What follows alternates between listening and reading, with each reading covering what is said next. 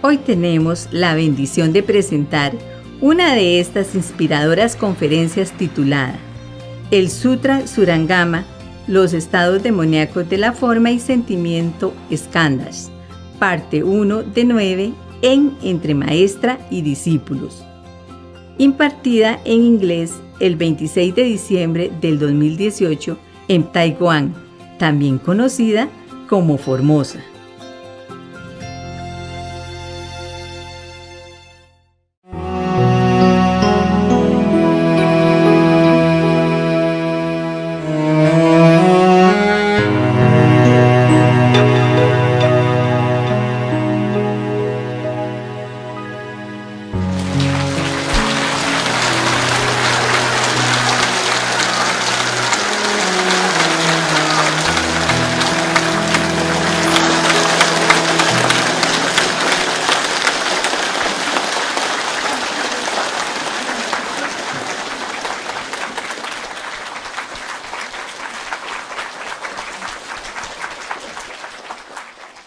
How are you?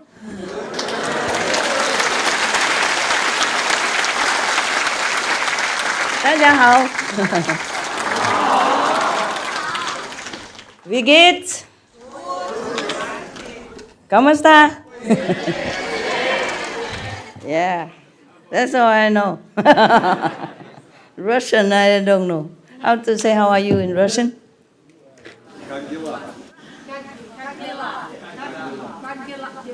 Kachala? Oof. Oh la la, yeah. Comment allez-vous?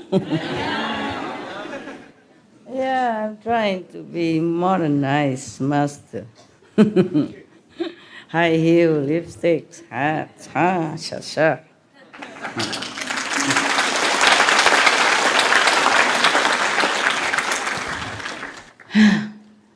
Maybe I should wear like this, or like this, or like that. Huh? And people believe me more. No? No? Okay. This retreat, maybe we don't need to question a lot, okay? Just listen to some precious teaching from the ancient time, yeah? Very hard to find this. And very hard to find somebody to help you. It's okay, brother. I'm tough. God, see that? Huh?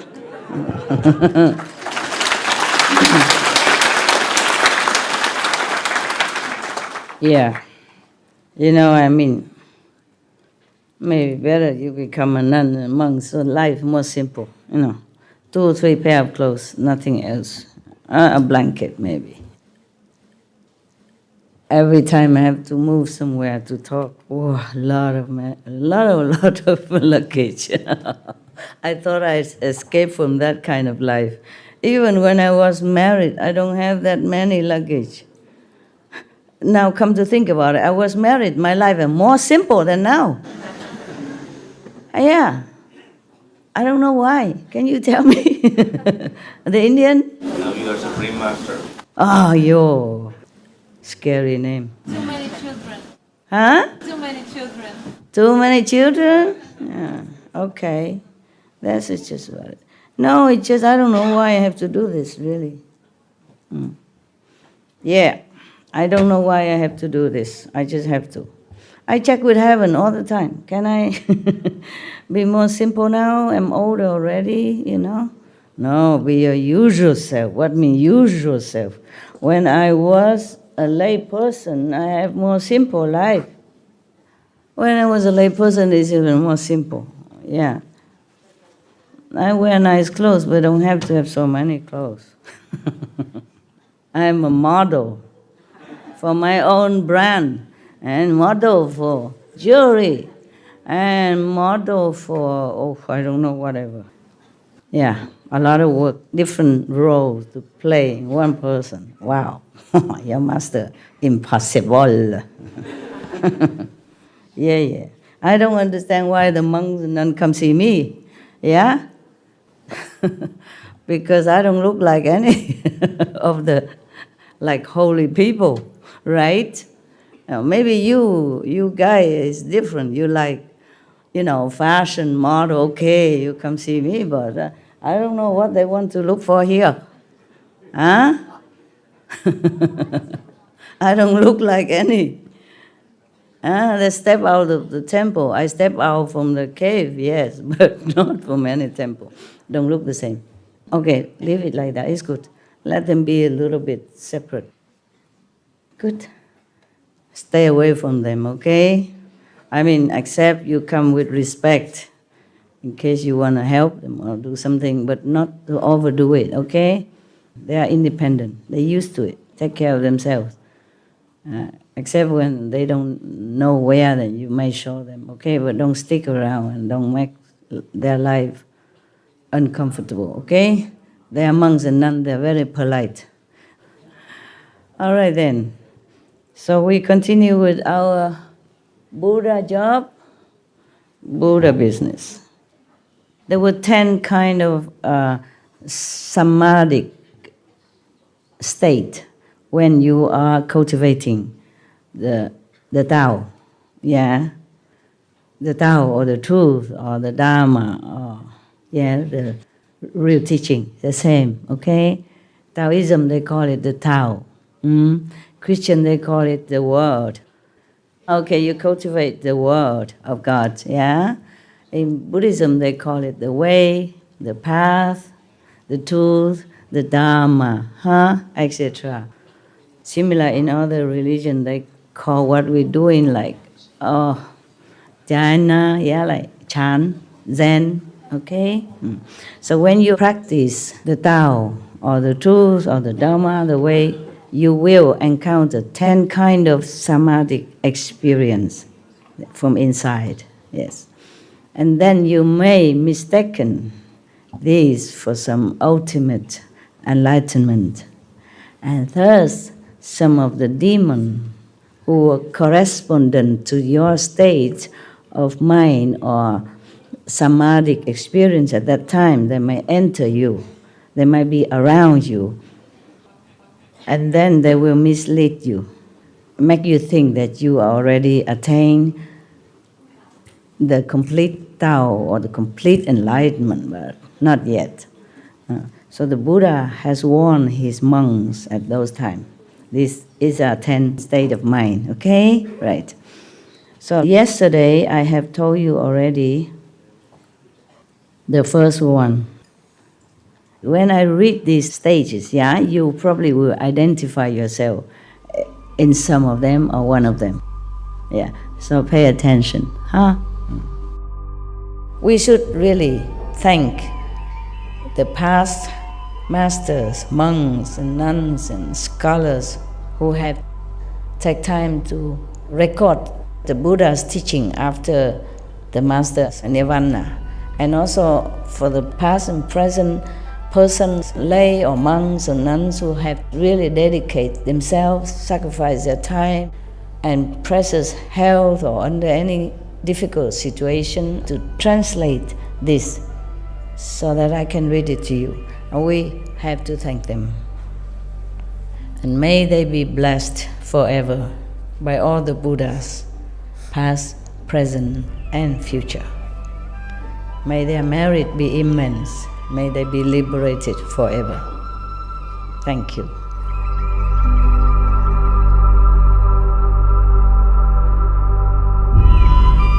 According to Buddhism and the believer and the tradition, when you read sutra and all that, you have to put on incense, flower, and bow to the sutra first and thank all the Buddhas and Bodhisattvas in 10 directions, all respectfully, before you read it, okay? And then you cover the sutra also with silk or, beautiful cloth, and I just make it more popular. Yeah, more easy, simple. And I apologize to all the Buddha. I say if I done something wrong, according to the tradition, my heart is full of respect. It's just that I cannot always do that. So please, all the sin, whatever I've done wrong, is all on me. At least other people, they hear the names of the Buddha, according to the sutta, they will get benefit. Yes. Yesterday I read up to If his eyes become clear, then he will experience the 10 directions as an open expanse. Some of you have that, beginning or in the middle of your Tao practice. And the darkness will be gone. This is the end of the form skandha. Yeah. He will then be able to transcend the turbidity of kalpas. Yeah, it's already very great stage, because you can transcend many of the kalpas, accumulation of garbage, dirt, misconception, etc., etc. Are you still all right? Sit okay? Not too cold? Even if it is, so it's cold.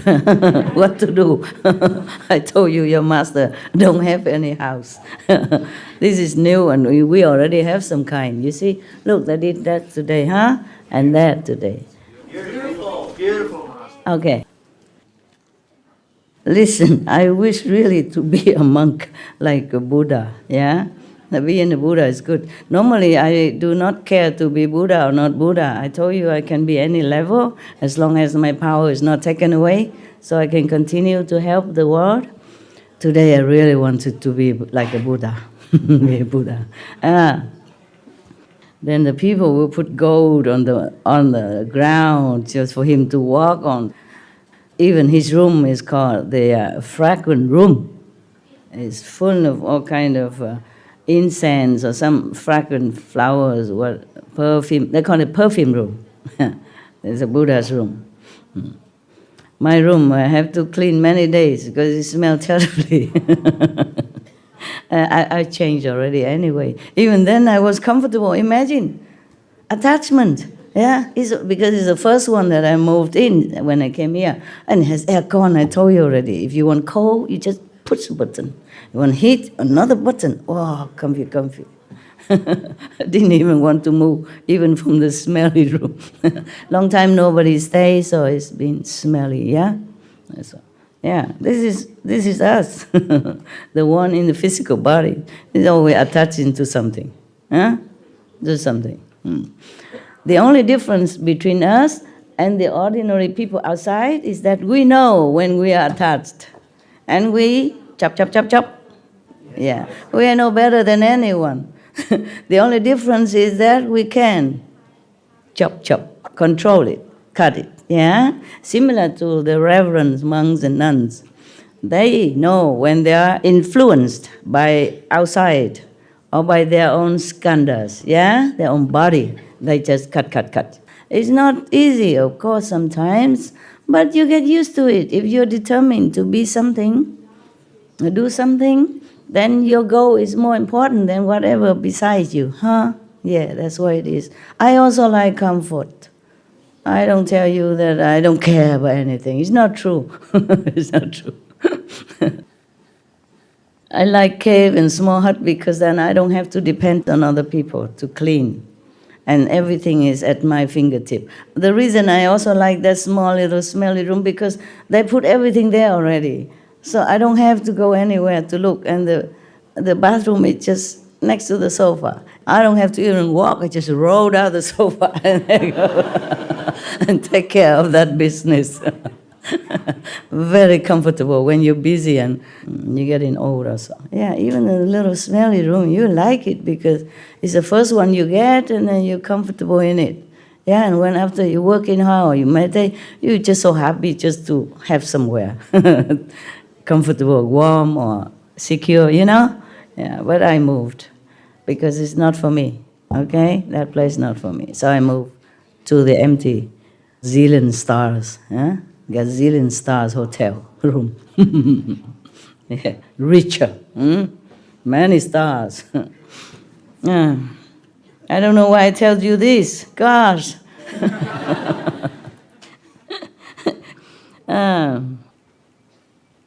I guess it's also not bad. Keep you relax, you know. Yeah, buddy style, and then you can listen to me.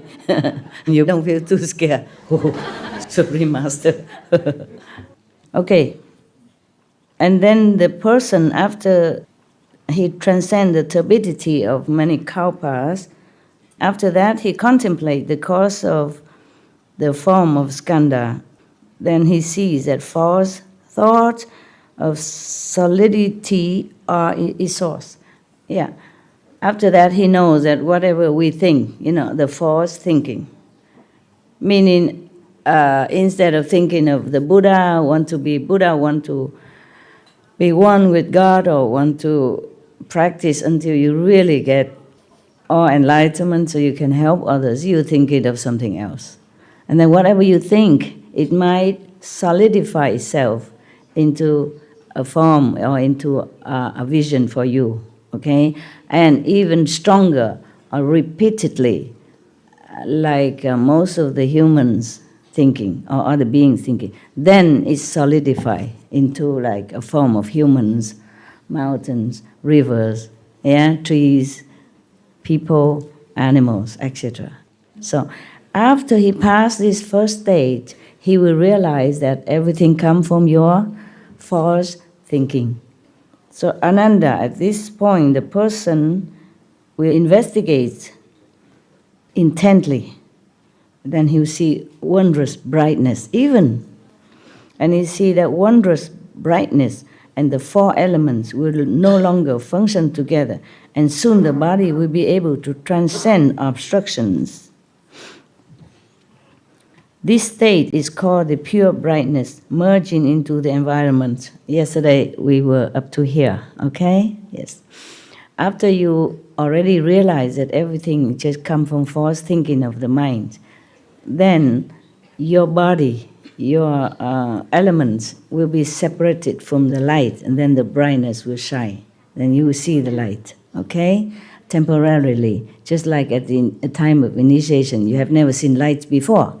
But when you get initiation, you saw the light, okay? Because temporarily the power of the master separate your element, your physical solidified form with the essence of light, okay? So you see it. You just left the body temporarily without even realizing it. Yeah, fine.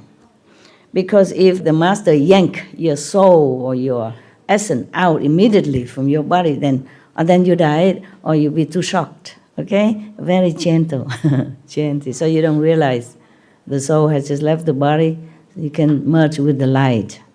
But if he thinks he has become a sage already and consider himself a sage, then he will be vulnerable to the demon's influence. Okay? That's one stage of practice of samadhi. So now the second stage is that the cultivator, when he meditates, he can contemplate intently because he sees the light. He was wondering, of course you feel very happy and very intently concentrate on that and investigate it. Maybe thinking, oh, what is that? What is that? Never saw it before. Where from? Yeah? And what would it do to me? Or maybe don't think nothing. You just concentrate on that. Yes. And then the light, this will pervade his body. Suddenly he will be able to extract intestinal worms from his own body. Scary. No. It's probably because you have reached certain power already. So for that you can cure yourself. Okay? Even if you have worms or something in your body, you even can expel it. You might not do it intentionally. It's just that your stage of beings will not allow such thing to cling to your physical. Wow, is that wonderful? Yeah.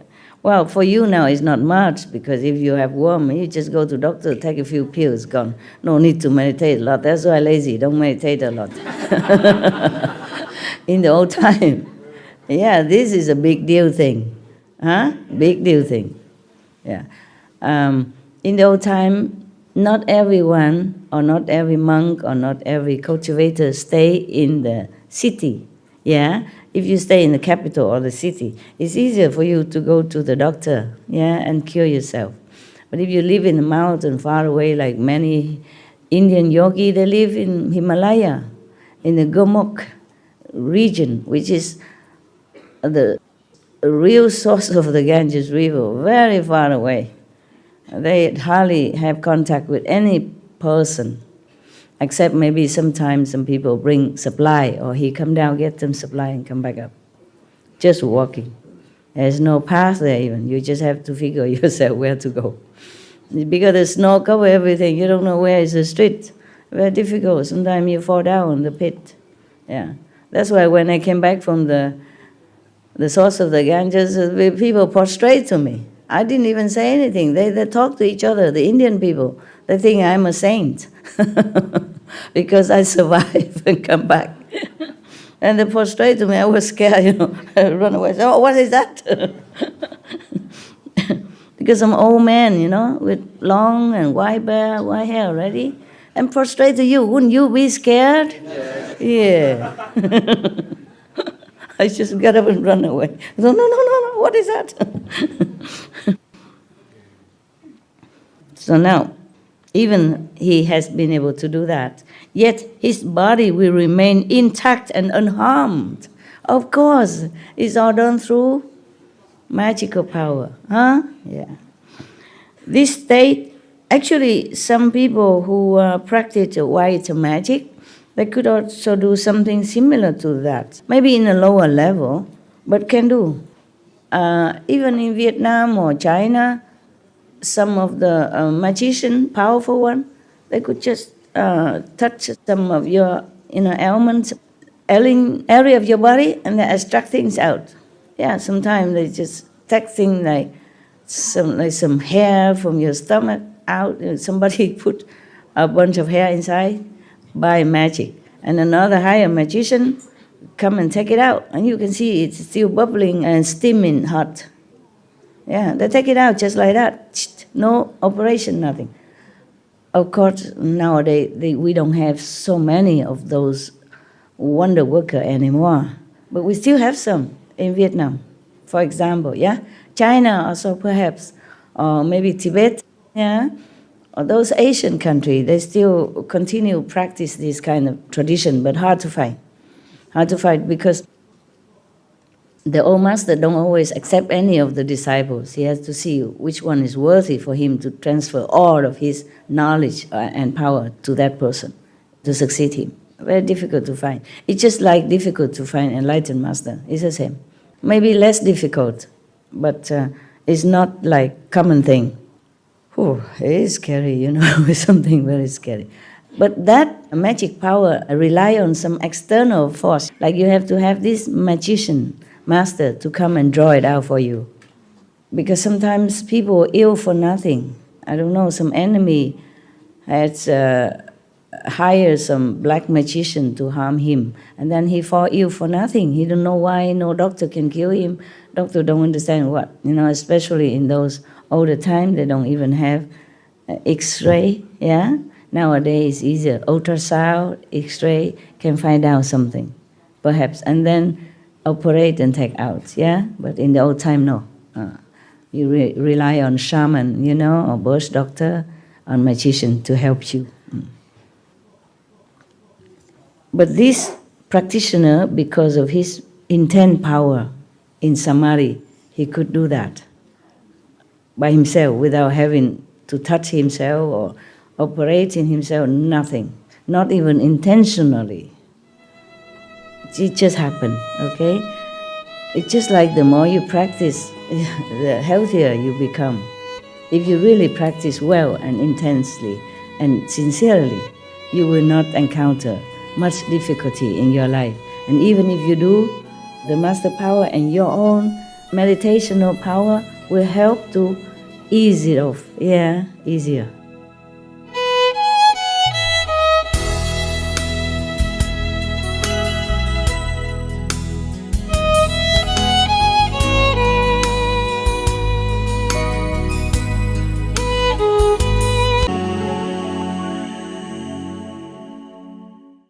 And then, but his body remained intact and unharmed. This state, when you reach this state, it is called the pure light surging through one's physical body.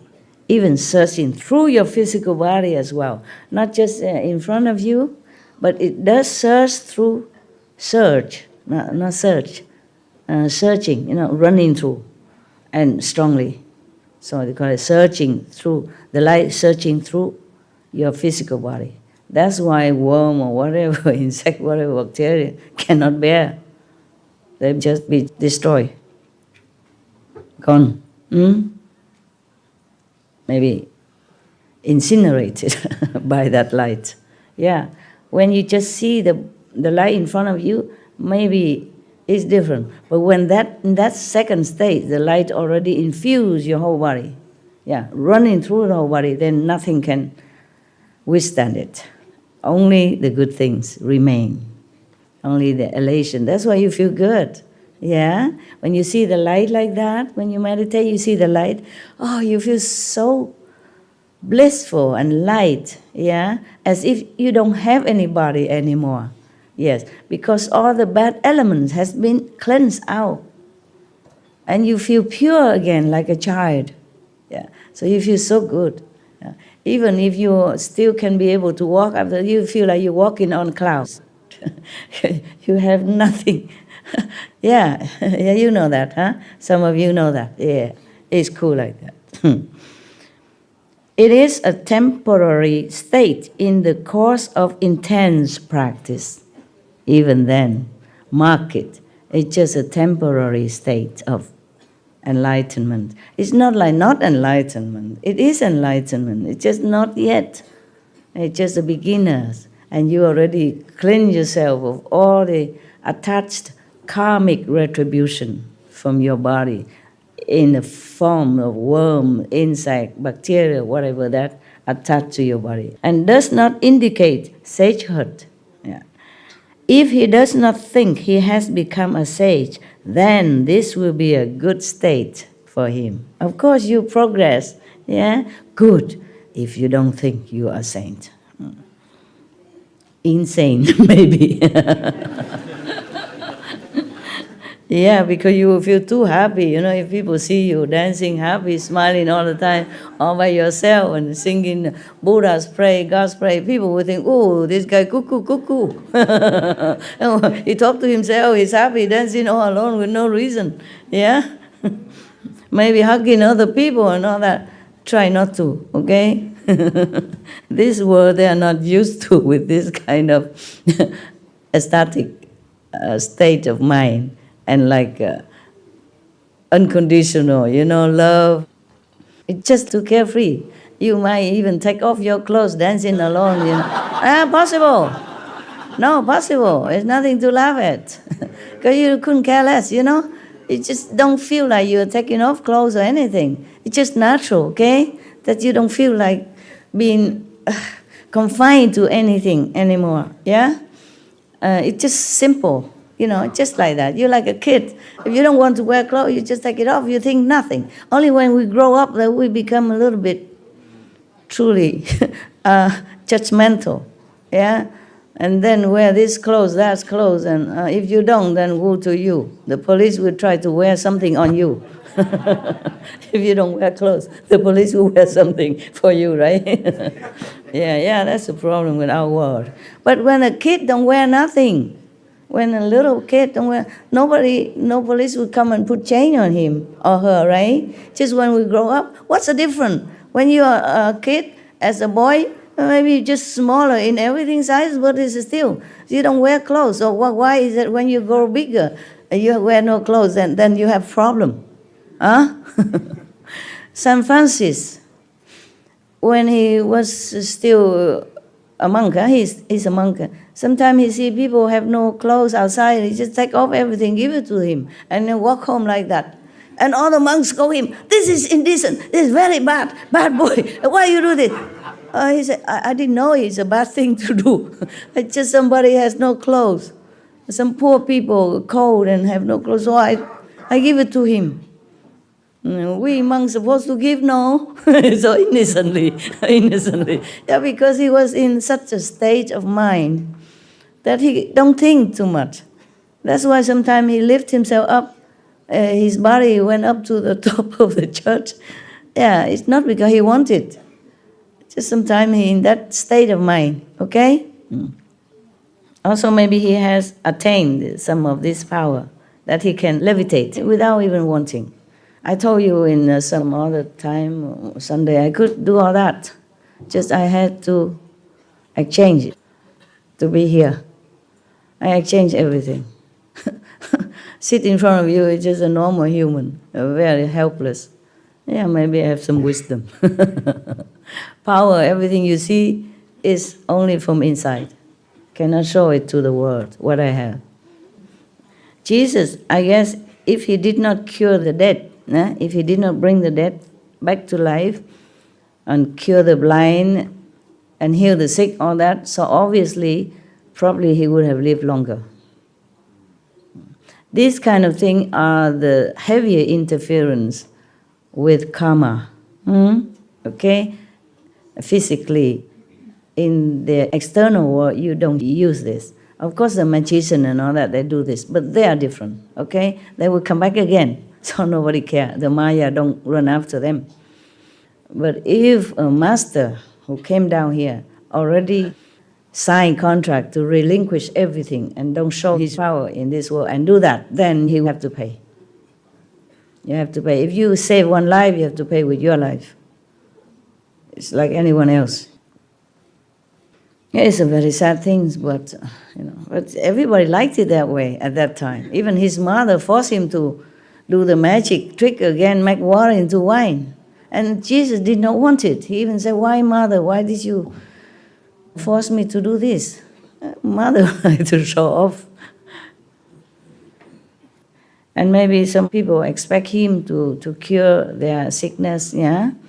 Or some disciples just hoorah on, so because of my master, he can do all this. I show you. Bring the sick here. He'll do it. They just too enthusiastic, yeah? Just like beginner, you just want to tell the whole world your master is so great, can do this, can do that, but that's an inside thing. But if you lay hand on somebody and wake him up from the dead, that is a different thing. But if he considers himself a sage, then he will be vulnerable to the demon's influence. Okay, that's the second stage. Still be influenced by demons. Only if your ego trick you, your ego will tell you that, okay, you are already a Buddha and stuff like that, then you'll be in trouble. Just watch yourself. Don't watch anybody else. Don't even worry about somebody come kill you or anything. Watch your ego. That's the worst enemy we could have. If people kill you, maybe you die, okay, fine. Then you come back again. You still have this enlightening power. And then you will connect with another master somehow. Yeah? Because your stage already high. The master is easy to find. You will understand that you must find a master. And when you find one, you understand right away. Even you have not reached the highest stage in last life, but you're already on the way. So if you meet another guy and you ask go into Meoli, he tell you, you know it. Oh yeah, that's a place I want to go. Okay, and then you follow him. But if your ego mislead you, make you think that you are a sage, a saint, higher level saint, then the demons can come and make use of that and harm you. And spiritually lost is worse than losing 1,000 lives bodily.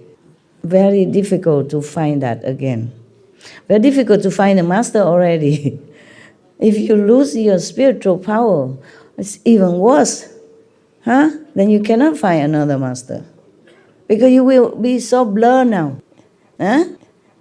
You will not understand that you have to find a master or anything anymore. You just completely mix into the 6 paths of existence. You never think of anything about spiritual or finding a master even. Yeah.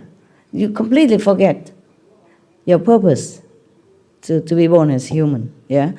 It's the same in hell.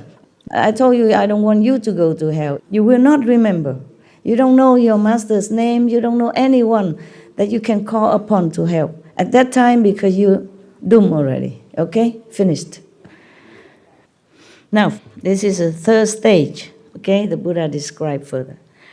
Further, as the person uses his mind to intently investigate inside and outside his physical and spiritual souls, intellect, will, essence, and spirit will be able to interact with one another without affecting his body.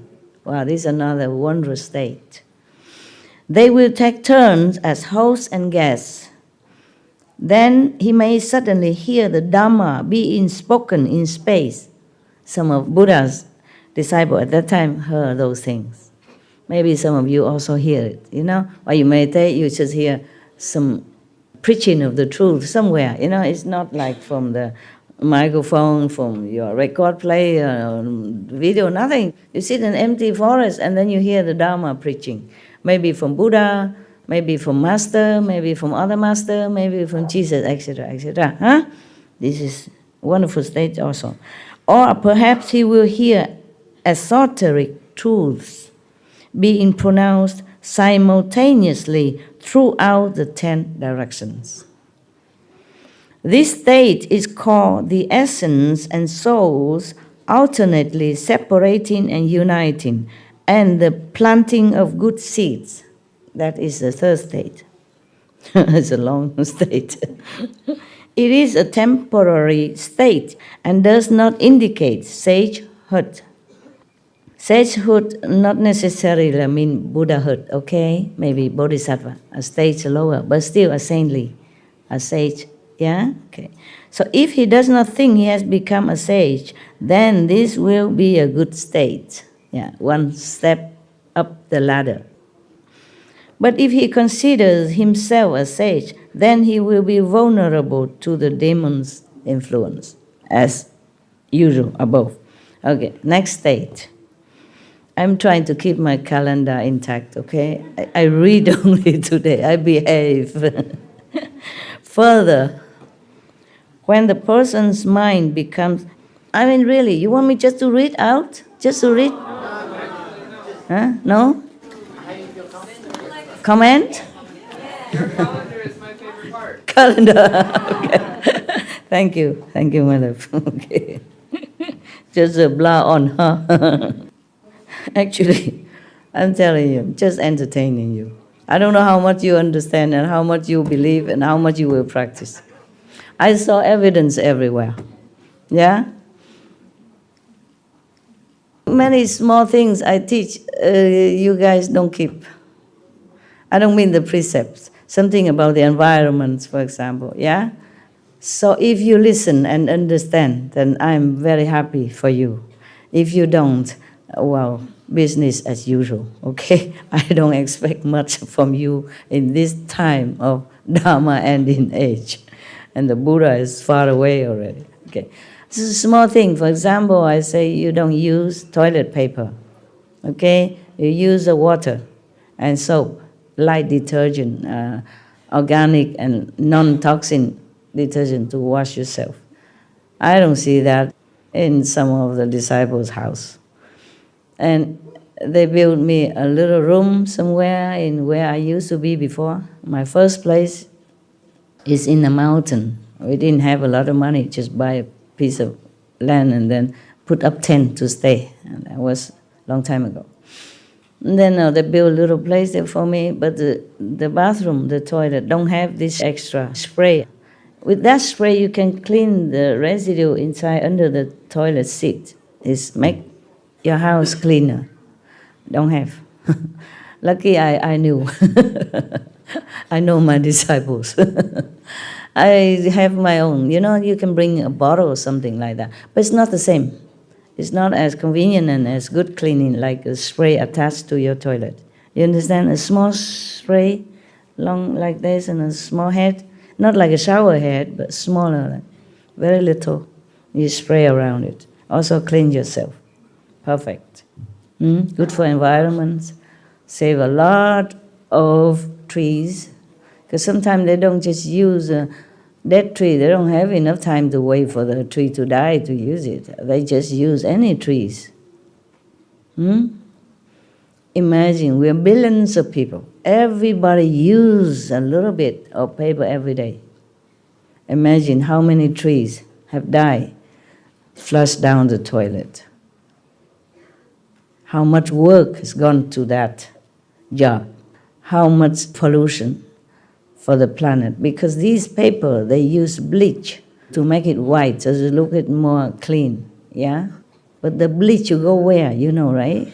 Go into your river, yeah, and the sea. And slowly, slowly, river are too polluted to use, the sea a dead sea, etc., etc. Not just about money, not just about listening to master teaching. It's about you and your word and the word of your children. This is a very small thing even, very convenient. Just call the plumber, he attach it in no time. You could even do it yourself. I could do it myself also. I don't mean all of you, okay? When I say you in general, okay? I know some of you did it. I know. I asked one of the doctor in Taiwan. He said, oh, we listened to what you said, Master. We don't use toilet paper anymore. But in my own home, my helpers want to use them. So I took all the toilet paper rolls away. I stuck it all in mine. And I say, you don't have any more. And now you use what I told you to use. And keep that there in case for anything. You can, or if you already bought it, you can use it for something. Wipe the floor as a spill or something. I use it until it's done, or blow your nose, whatever. But later, don't buy no more. Yeah? And in my house right now, my so-called house, they still use this kitchen paper, towel. That is the worst case also. They're bleaching, no end. And it's very dirty. If you use it to wipe your utensil, your cooking utensil, or your bowls, that is very bad for you. Very bad. Only use it really when there's really urgent, nothing else, you no choice, okay? Otherwise, don't use it. I'd rather, clean it on my body, really. These kitchen rolls, white, like snow, look clean, but no, very dirty. So many chemicals go in there, and it's very bad for environment. Then I know, you see, not everybody listen to me. Even though it's good for them, good for environment. When you protect the environment, you have merit as well, not just protect your pocket. You protect the trees, you protect the earth. They're all grateful to you, they bless you. And you don't have the karma of killing tree, killing the environment, killing many bacteria that go in the process of making this bleaching white paper. Huh? I teach you what I do from my own experience, and I know what's good for you. I don't just tell you to do it and I do differently. It's not true. It's not like that. I do exactly what I tell you. But then if you don't listen, then what can I do? Huh? I'm too busy. I can't just go in around chasing who did this, who put this paper, change it quickly. It's too much sometimes, yeah? And I don't use that even. I don't use that. If I don't have any towel, I use my clean clothes to wipe whatever I need to. Yeah. And I use my dirty clothes to wipe my bathroom floor after the shower or something. It's wet. I don't use that kind of paper. I don't use clean towel, so I don't have to wash double. Because about my bathroom clean anyway, just water, or maybe a little soapy. So the clothes that I change, I use it to wipe. I do everything with the consideration for the next generation as well, okay? Not just I'm comfortable and I don't see anything else. It's not like that. Also with the love for the environment.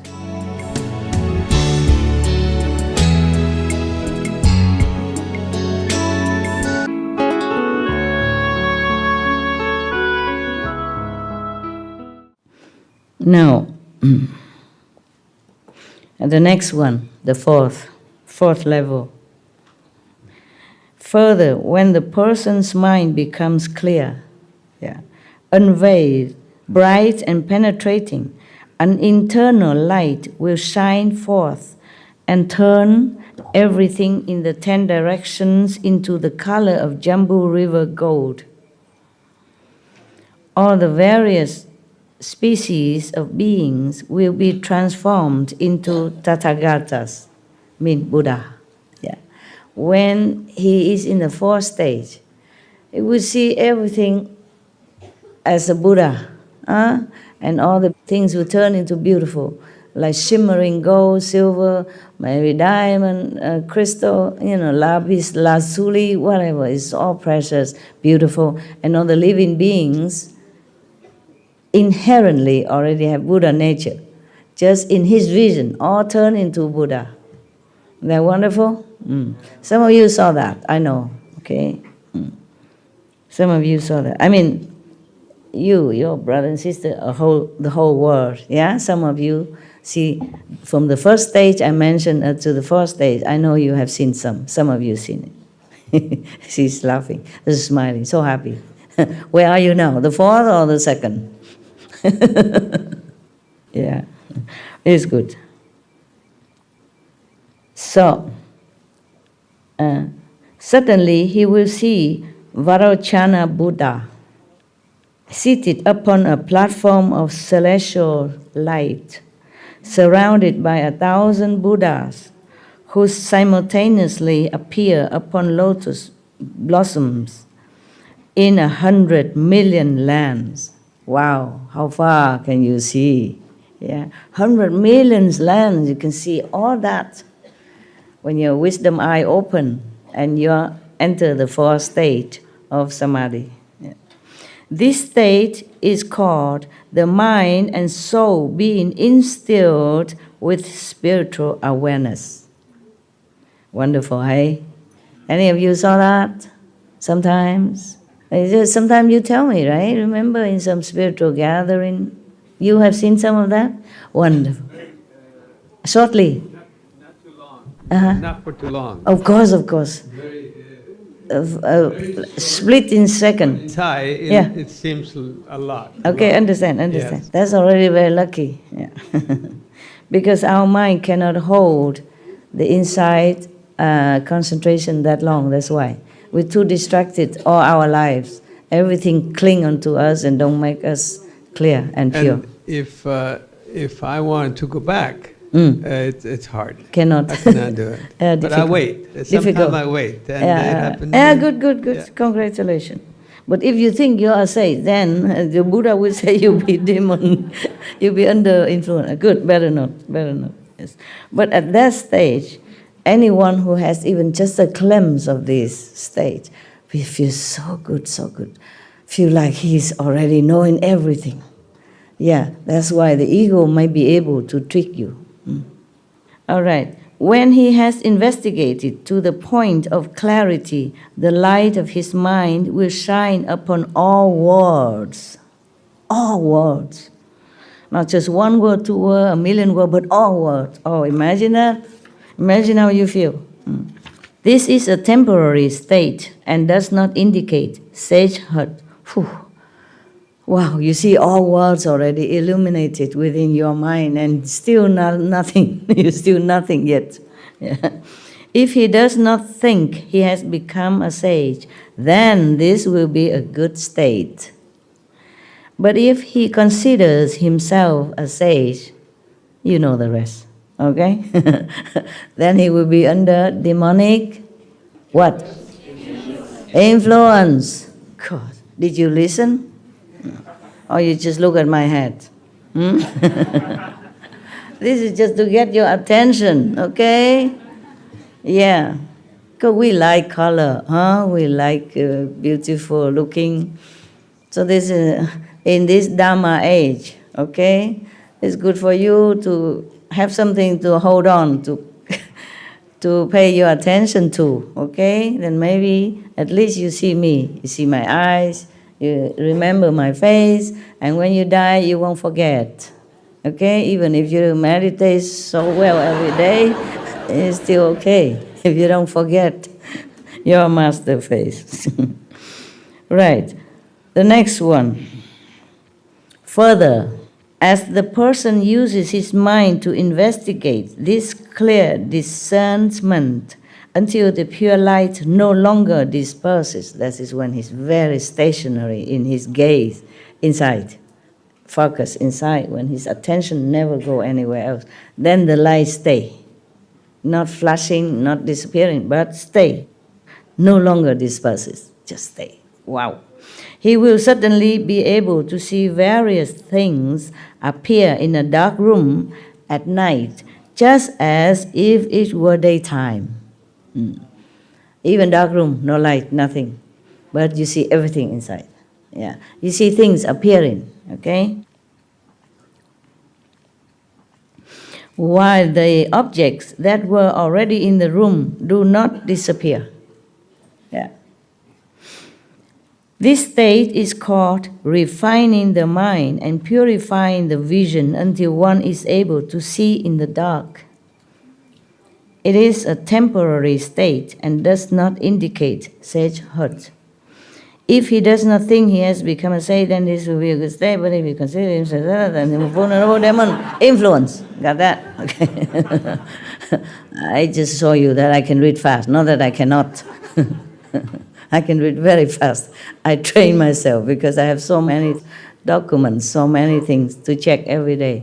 If I don't read fast, you won't be able to see me tonight even. I have no time. The mundane things, not even just mundane, but even SMTV things, you know, and the land, whatever, just take up a lot of time. Oh, you're welcome. I just want to let you know your master very busy. No, have a talent to read fast. Not just reading, but have to correct it. So it's not like, okay, read fast, quick, and then no, it's not like that. I have to see what you're reading. Fast, but have to know what it is. And then you have to correct or sign. You cannot just read fast and sign. You don't even know what you're signing. Yeah? Okay. Next one. Further, the further step. When his mind completely merges with emptiness, his four limbs will suddenly become like grass or wood. Some of you would know that, right? The beginners even, yes. Devoid of sensation even when burned by fire or cut with a knife. Oh, don't try. Don't try just to know what stage you are in. Okay? I'm sure it will hurt, okay? The burning of fire will not make his limbs hot, and even when his flesh is cut, it will be like wood being withered. Yeah. This state is called the merging of external states and the blending of the four elements into a uniform substance. Just when you reach this stage, your element, the elements that made up your body, yeah, like we have five, some kinds of elements that made up our physical beings and the mind as well. So we have the earth, yeah, water, fire, air, wood, metal, yeah, yeah. 金木水火土，金木水火土。Metal, wood, water, fire, earth, and ether. Yeah, ether, okay? That is the sixth element, which we don't count in. So, when you reach this state that the Buddha described in here, your elements will just become elements again. They're merging into each other, they're just elements. Huh? Suppose you burn this piece of wood, the wood don't feel, okay? Yeah. You burn a piece of earth or chop the piece of earth, that piece of earth will not feel. You see? We feel because we integrate our soul, our sense into all particles of our body. Therefore, when it cut, we feel hurt. When we fell down, we feel hurt. But when you withdraw all your sense, your essence into one point, that's why you see all the light in 10 directions. Because originally you are light. So if the light can pervade anywhere, that's normal. Nothing truly miracle about it. It's just we have been blind deaf and dumb, so we forgot our state of being. That's why we meditate, we practice, so that we return to our glorious self, the Buddha, the one with God, the children of God or the God. If he does not think he became a sage, then this will be a good state, yeah? But if he considers himself a sage, then he will be vulnerable to the demon's influence. Okay, got that? Okay. Right, further, next one. And because it is still just a temporary state, Buddha said that. Next one. Further, when his mind accomplishes such purity that his skill in purifying the mind has reached its ultimate, that means nothing can influence your mind anymore. Nobody next to you would make you feel uncomfortable or defiling you or kind of influence you in some way. Yeah, their karma cannot reach your magnetic field. Okay, at least. He will suddenly see the earth, the mountains, and the rivers in the 10 directions turn into Buddha lands, replete with the 7 precious things, their light shining everywhere. He will also see Buddhas, Tathagatas, as many as the sands of the Ganges. Some of you saw this, yeah? Some of you saw many Buddhas sometimes, when I'm preaching, in some occasion. Yeah. Then you could be in this state. Yeah. Filling all space, in all the Buddhas, you see so many Buddhas that fill all the space around you, or as far as you can perceive. Within, yeah. Filling all of the space. He will also see pavilions and palaces that are resplendent and beautiful. He will see the hells below and the celestial palace above, all without obstruction. This state is called the gradual transformation of concentrated thoughts of fondness and loathing. Now you are in a dual state of knowledge. Yeah, you see heavens, celestial abode was resplendent with all jewels. Yeah, of course, beautiful, and you like.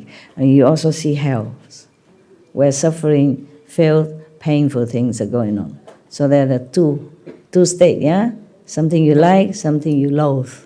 So that is a state. Yeah. The concentrate thought of fondness and loathing, this is a state that you have reached. It does not indicate sagehood, but if he does think he has become a sage, then this will be a good state. But if he doesn't consider himself a sage, then he's vulnerable to demonic influence. Yeah, got that? You know, right? I just read it to make sure that you know it's just like the above. Next one. We're almost there. And then you will know what kind of demons that you might encounter according to all this state of sagehood. Further, as the person uses his mind to investigate what is profound and far away, he will suddenly be able to see distant places in the middle of the night.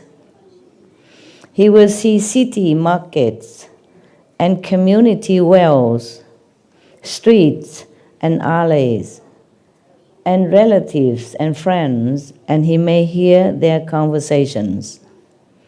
This state is called having been suppressed to the utmost. The mind flies out and sees much that had been blocked from view. Now this is your mind that sees, because you have been concentrated too long, too hard now. Yeah, only the light mostly pervades your body. The spiritual aspect of you rise up so high that the mind have to escape.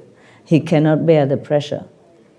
Mostly it is the mind who oppress us and block our visions of clarity from the 10 directions. But in this stage, your mind is the one who has to run away. It's wonderful. I like that. Because the mind is the one that makes trouble, no end to every of us. The mind keep telling us to do this, to do that. When you sit in meditation, it's, oh, you forgot to drink your coffee. Go drink now. How about a piece of chocolate after that and before that? And then now you have to go to brush your teeth. Oh, by the way, something leaking. Oh, fix it. Why are you laughing? It's like that, yeah? Okay. And then one thing led to another. You forgot that you intended to sit in meditation until the end. That is the mind. So this guy run away is a good thing. Very good. Finally, the mind flies out, cannot bear no more. That's why this state is called having been suppressed to the utmost. The mind has been suppressed for a change. Normally, the mind is the one who suppresses us and makes us trouble. At this stage, almost final stage, the mind has been oppressed to ultimatum. Then he has to escape. He has to run out. Wow. Finally, for a change. And normally, he blocked our view, so we don't see much. And that's why you don't see much. You see just a fleeting moment. But that is, you enter some eternity already. Understand me? Something good already. We cannot stationary in our view. Also, we don't have to. We should not. It must not. Not necessary. Yeah? Because there will be more to come. We cannot stay there and enjoy just the one little corner of the universe. There are more things to go. Now, well, it does not indicate sagehood. If he does not think he has become a sage, then he will be a good state. But if he considers himself a sage, then they will be vulnerable to the demons. Wow, you know everything. Man, such clever people. Clap yourself, huh? Yeah. When I praise you, you clap, eh? Wow, what a wonderful ego you have. Okay, never mind. I'm just kidding. I don't try to make you feel small or anything. It's not like that. We just make joke, right? We make joke of ourselves. It's the best thing to do. Yeah. That's why when you praise me, I say, oh, my ego is inflated enough already. Please stop. Yeah. So that you don't feel like Master is perfect or is too far-fetched and we can never learn anything because he's too high, it's too good, no ego. I have everything if you want. But I just don't use it, okay? Yes. It's just like I told you, the difference between a practitioner and a non-practitioner person is that you know when you're attached, you know when you fall. And then you get up again, okay? You know when you're too attached, then you detach it, you cut it, yeah? If you can, this is another question. Knowing and doing is different. But at least you know, And then at least you feel, at least it's good for your ego to be deflated a little bit. Because you know you're wrong, you know you still have mistake, you still attached and all that. At least you know it. Yeah? In China or Vietnam, we say, knowing yourself, knowing other, you will win. If you just know yourself and you don't know other, meaning your enemy, your opponent, then you cannot win. Yeah. Your enemy is the ego. Ego. Okay. Yeah, I wonder why the Pushu name for a human is Igi. Funny. Sound like Igi. And the old SMTV staff, they even make a band out of it, Igi band, remember? But they were cool, huh? They were very good, so lovely. And they sing that Guantanamera hybrid. They changed the lyric. So cool, cute. Now, okay, that's not it yet. The mind flies away. Okay, that means the ego can, kind of attach to the mind, gone with it. Then it's good for us. But there's still some more to work on.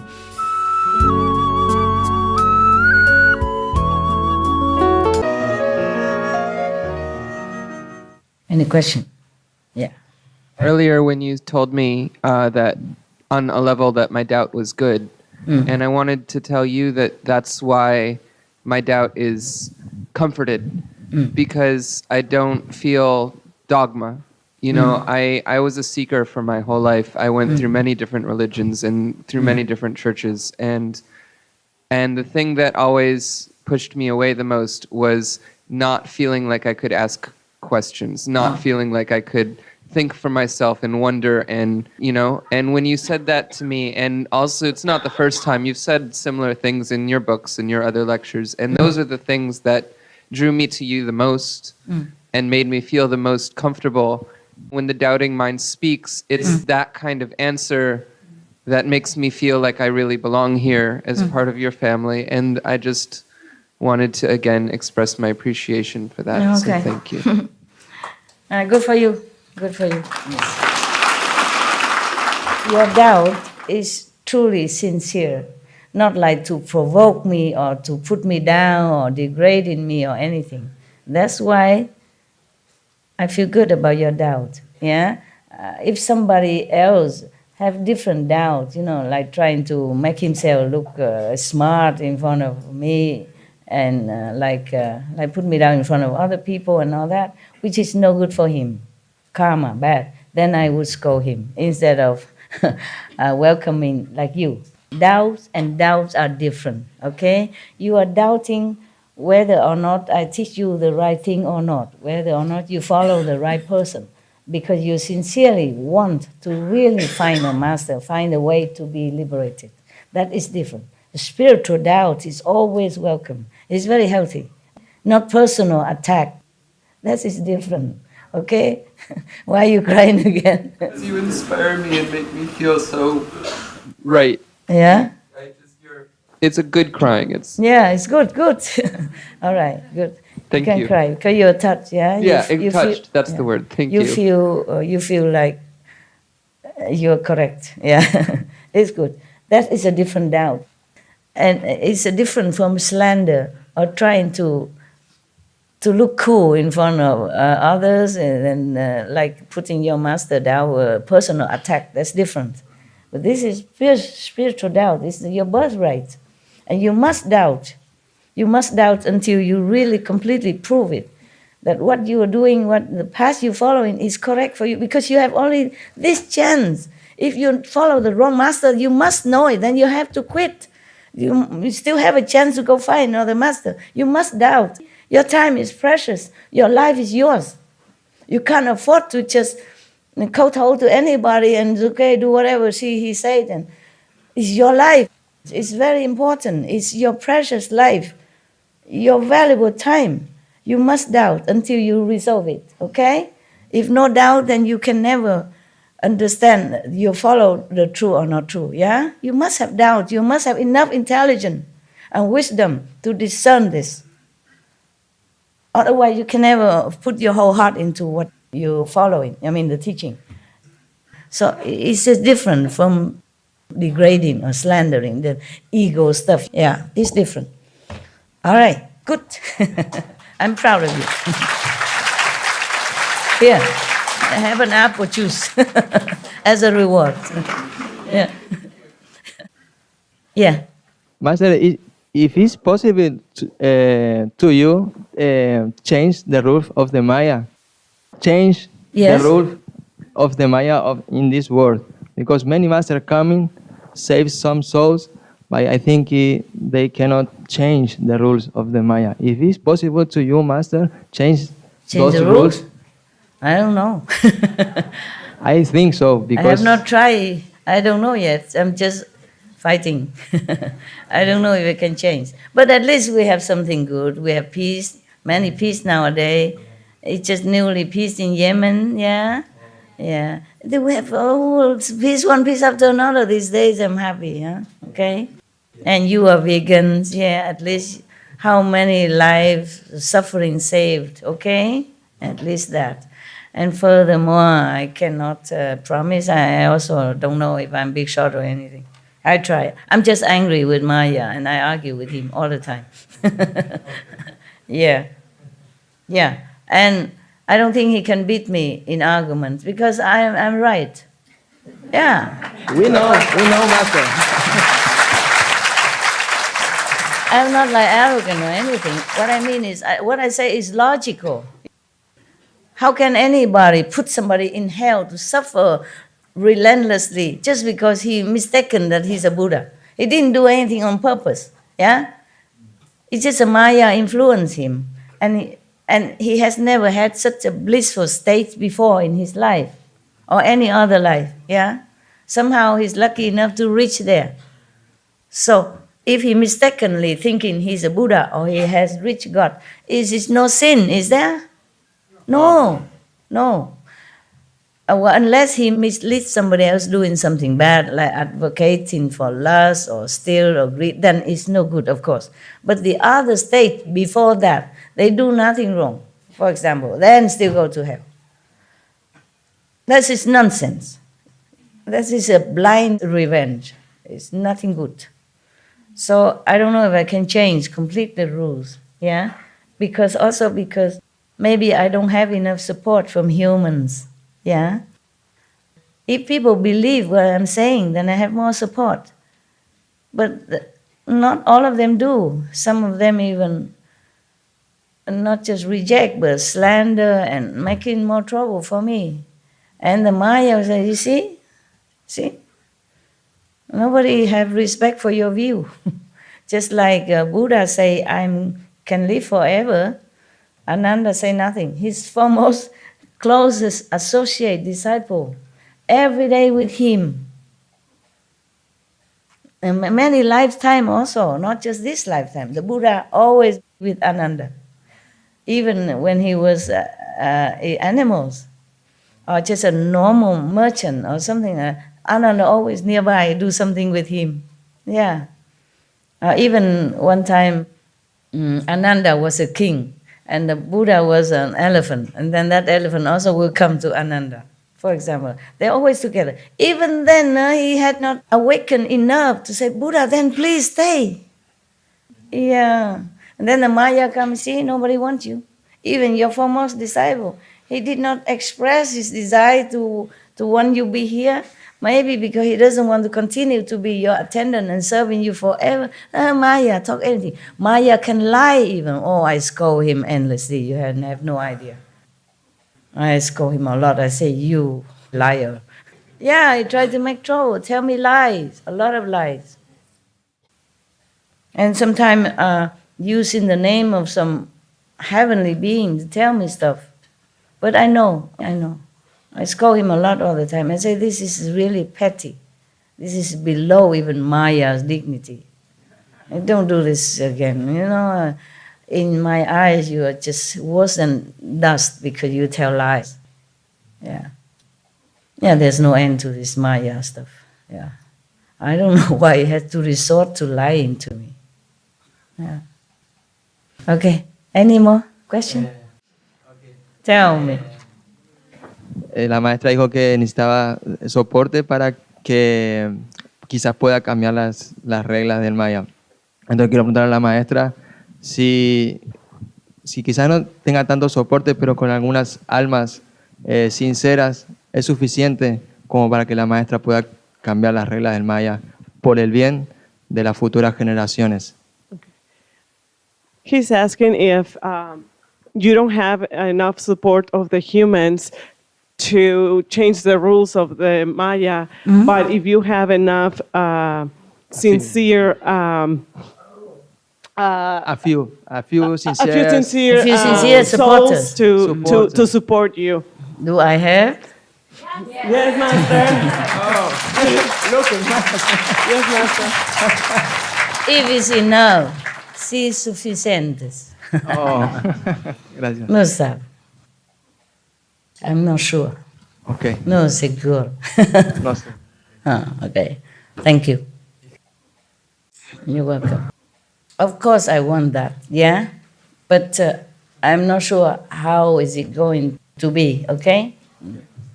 All right, come here, brother. From your teaching before, yes. I've learned from you that, like I said, I've read the Bible many times.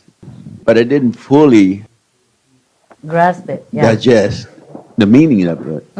But when I listened to you explain the sutras and some of the things that you've said about the Bible earlier, I did not get the connection. But now I can get the connections from all of the things that you said. And the relationship like you and Christ Jesus.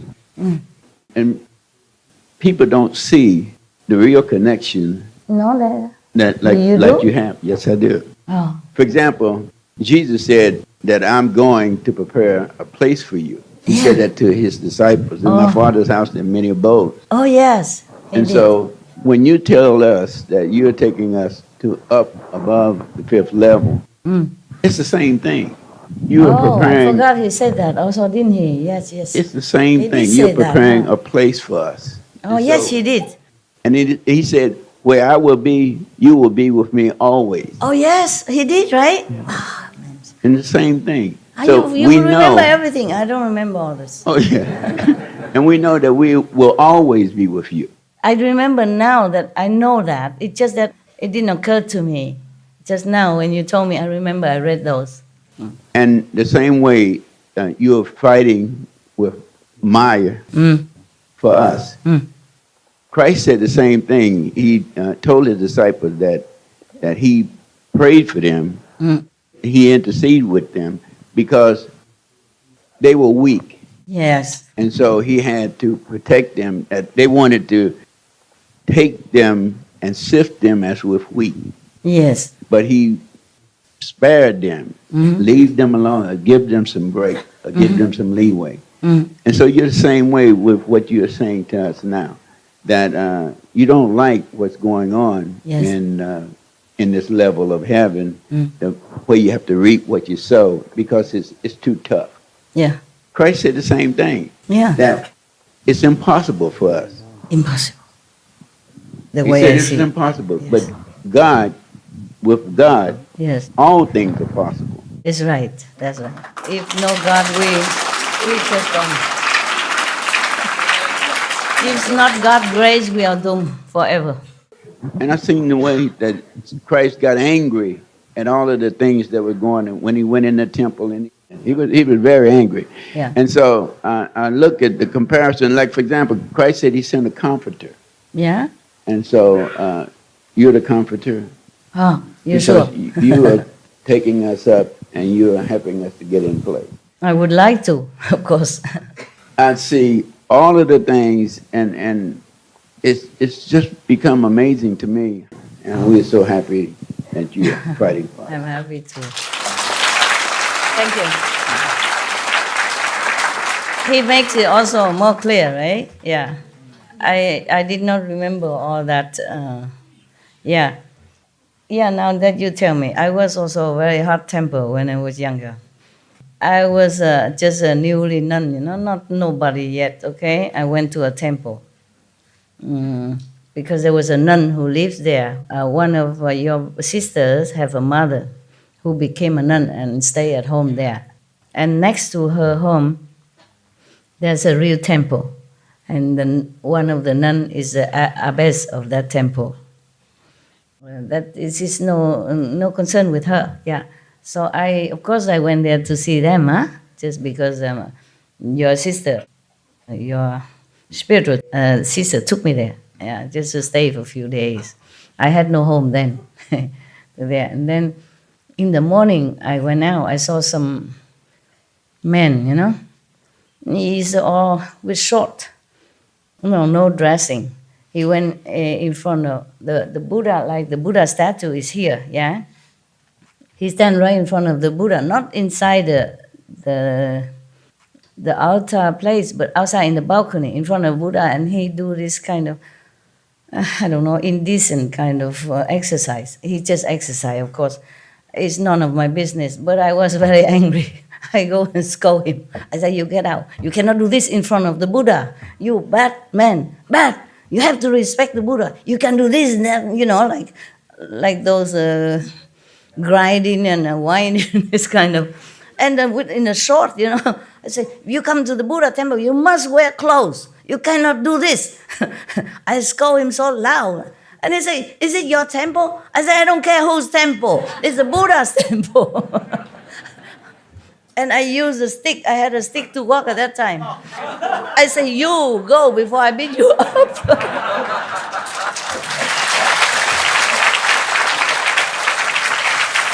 What kind of nun, you know?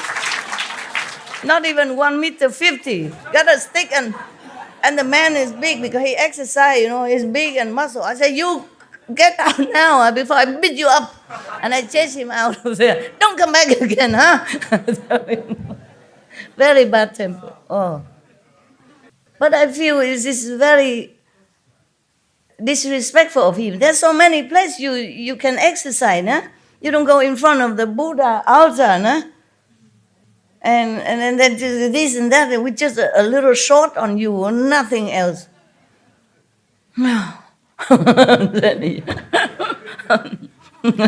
Bad temper must. And he was scared of me, believe it or not. I'm small, but I was angry. And he can feel it. He can feel my energy. So he go away fast. Yeah. I think if one of your sisters here, she will tell you, is it true? You know? And maybe some other thing I forgot. Some other thing. Okay. It was a real temple, small temple, but there are Buddhas, many Buddhas in there. The altar, and he stand right in front of the main entrance to the altar and just whack himself like that. Yeah. Hello, Master. Hello. 因为我就是正在准备开一个vegan 的餐厅，然后就是最近有很多压力，然后怕开不好什么的，然后希望就是师父可以给我一些鼓励。你自己做好了，就会自己会有鼓励的力量。OK， 做好事就不用夸，也不用要求了，无条件啊。Next one. Yeah. Hello, Master. My question is related to tell me. what Fred was talking about with the abode that you created, this place that you created above the 5th level. Oh, above 5th level. Yeah, and the question is, are the generations that are also liberated, are they going to be able to go to this place? Yeah, if you sincerely practice. Okay. And then you can go higher. If not, then you still stay within the 5th level and then go slow later. And our relatives, our generations, our previous generations, are they? Other generation? Yeah. No, the generation, I think they just stay in the 5th level. That's good enough already. Liberated, but not always have to go all the way with you. Okay, thank you, Master. There are different price to pay. Okay, you practice very hard, okay? And you earn it, yeah? And you direct descendant, disciple. Direct bloodline. They are the byproducts of your merit, okay? So if they stay in the 5 world and liberated, it's okay already, yeah. When you go up to the 5th level even, or even to my place, yeah, you will not think anymore about relatives and friends. You're completely free from any emotion. If they are there, okay. If they're not there, we are all relatives and friends. Okay? Over there, we will not think individual relationship anymore. We are different. We are saints. We are Buddha. Do you think the Buddha think of his wife when he in Nirvana? No. Okay? You feel different. You behave different. It's just natural that you are free from any attachment of anything. Yeah, if your wife or your parents practice with you, then of course they can also come up there. But if not, they will stay above the 3 world. Okay, meaning liberated. Yeah, forever. Yeah. But maybe they don't go there immediately to the 4th or the 5th. They have to wait somewhere. But they will go there eventually. But they're not necessarily coming with you, because maybe they don't have faith in me. I cannot force them. Thank you, Master. Because of your merit and because of Master grace, of course, they will be helped, yeah? But I cannot force them to say, oh, you got to believe in me so I can take you to my land, Yeah, uninvited guest has to be willing and like to come to the host house. If they don't like, then you cannot force the guests to come, even if you like to. But you can help because they are your friends, relatives. Then of course maybe you let them come nearby or something. Yeah. Hey.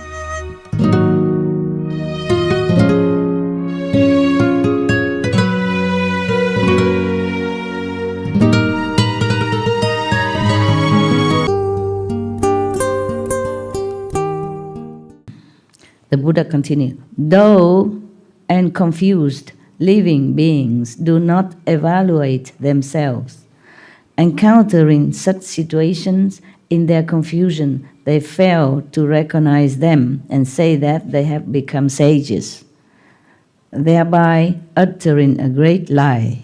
They did not mean to lie even. They will fall into the relentless hells. Oh God, this is not fair. That's why you must meditate with guidance. You can't just meditate yourself looking like somebody sit there, close the eyes, and then you can do that. Okay? You cannot. You must have an expert guidance, like everything else. Otherwise you might fall into the trap of the Maya. Because the Maya, they like to disturb practitioners, and they are powerful. They're more powerful than us. We have the body, we have obstruction of the bodies, we have the mind, we have obstruction of the mind. They have nothing to obstruct them. They can exercise their power on anyone. And they don't like practitioners because if you liberate it, they lose one soul. And maybe they lose more souls because of you. Because you influence others and you have your relatives and friends. One person enlightened according to height, you bring, 1, 2, 3, 5, 6, 9, 10 generations with you. Yeah, that's why. That's why he's afraid.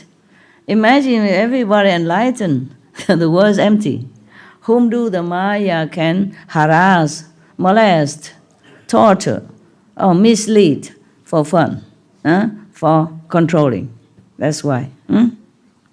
Now, in the Dharma ending age, after the Tathagata enters Nirvana, Tathagata is one of the titles of the Buddha, okay? All of you should rely on and proclaim this teaching. Do not let the demons of the heavens have their way. Offer protection so all can realize the unsurpassed way, the Buddha's way. Somebody want to ask something? What was it? I hope it doesn't sound like a childish question, but I want to know why doesn't Maya just be practitioners? He is not a practitioner. He doesn't want. Yeah, you ask many thousands, millions of people outside, why doesn't he want to be a practitioner? Yeah. Even I go everywhere and preach for thousands of people. Yeah, not all of them want to become practitioners even, let alone Maya. He has his power. He can create things. He can create beings. He likes to rule. Maya is as powerful as Buddha, if you want to know. It's just he lacks love. He lacks compassion. Buddha has compassion and love and power. He has only power. So he doesn't understand suffering of humans or you and I or the animals. He just look at it, his creation tearing each other apart, he don't care. He has no love in his heart. That is why if we practice anyway meditation, we must first cultivate our compassion by keeping the precept. At least keep a precept. Don't kill, don't harm, don't lie. You see, lying also harming others. Sometimes it does. Yeah? For example, like that. The precept is to keep you in line so that you don't harm and you don't fall into the Mayic way, because the Maya doesn't care about anybody else's feeling. He has too much power. He has anything he wants, anytime. He loves to rule. You see, with iron fists even. Therefore, anybody do something wrong in here, in the name of judgment, in the name of law, he send them to hell. Even a practitioner who doesn't understand, mistakenly thinking that he's a sage, or just by ego or something, he still go to hell. You saw that? The Buddha said that. You go to relentless hell. That's why the Buddha plead with all his disciples and bodhisattva, please, in the Dharma and in age, meaning when he's not there anymore and his lineage already come to be diluted and no longer powerful as when he was there or when he just passed away. When the Buddha passed away, the lineage, bloodline is still there because he still has Ananda. He still has his son, Rahula, which also became one of the successors. He has Manjusri, he has other, Mauda, Galayana, etc., etc. They all of them take turn to become successor. For many hundred years, the lineage is still fresh and pure. But after these foremost disciples die also, then no more. That is a Dhamma ending age for the Buddha life or Buddha teaching. That's what he called Dhamma ending age. Then the Buddha worried that the practitioners might fall into the trap of the demon. That's why he keep talking so long, so detailed, so patiently, that please take care of them, so that all his disciples are still alive, understand and try their best to take care of the later generations of practitioners.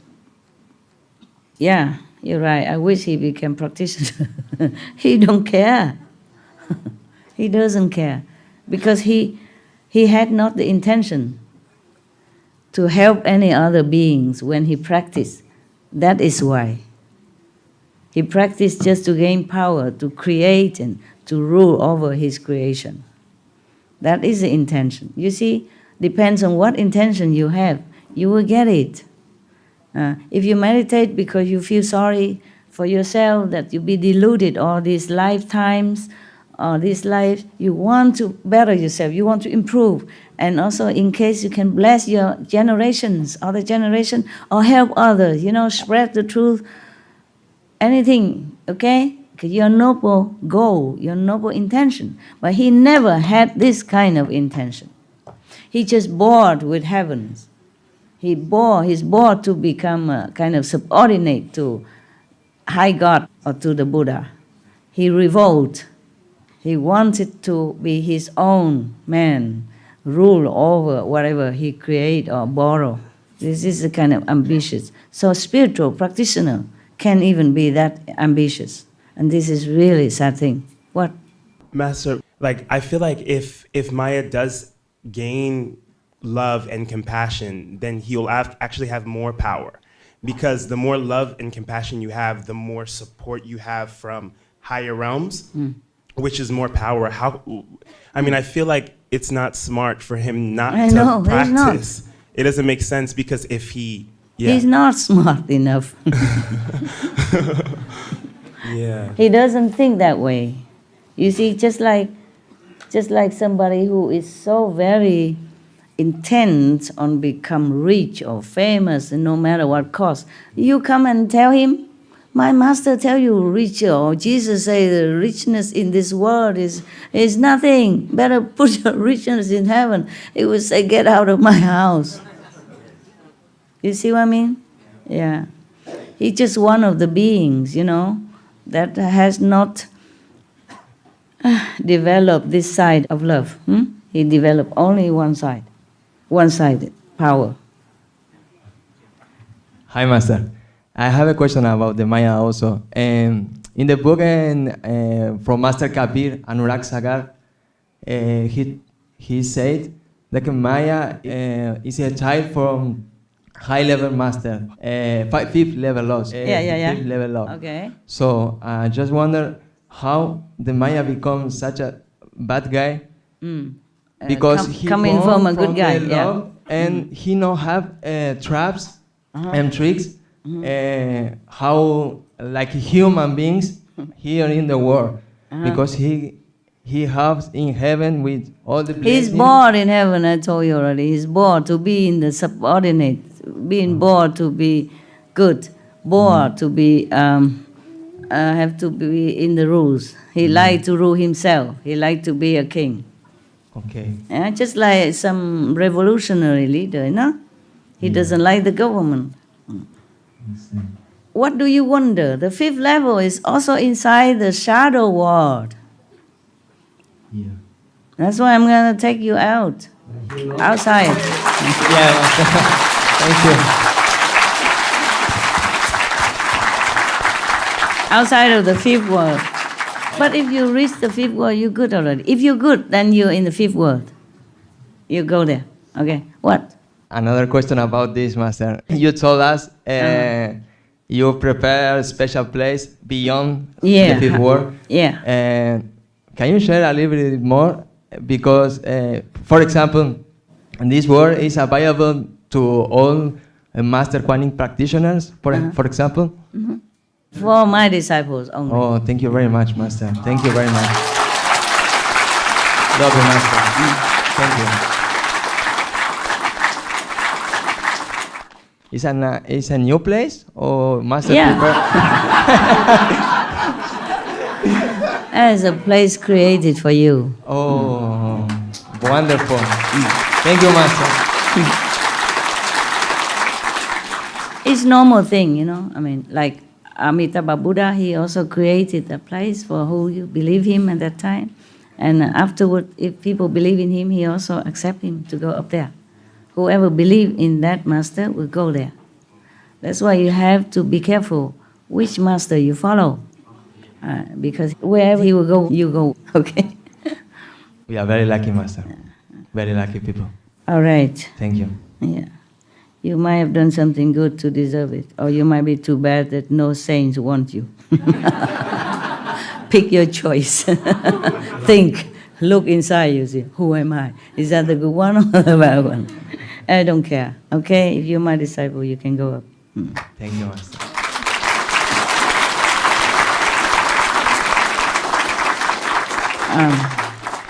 Because everything wrong you do is only because of Maya.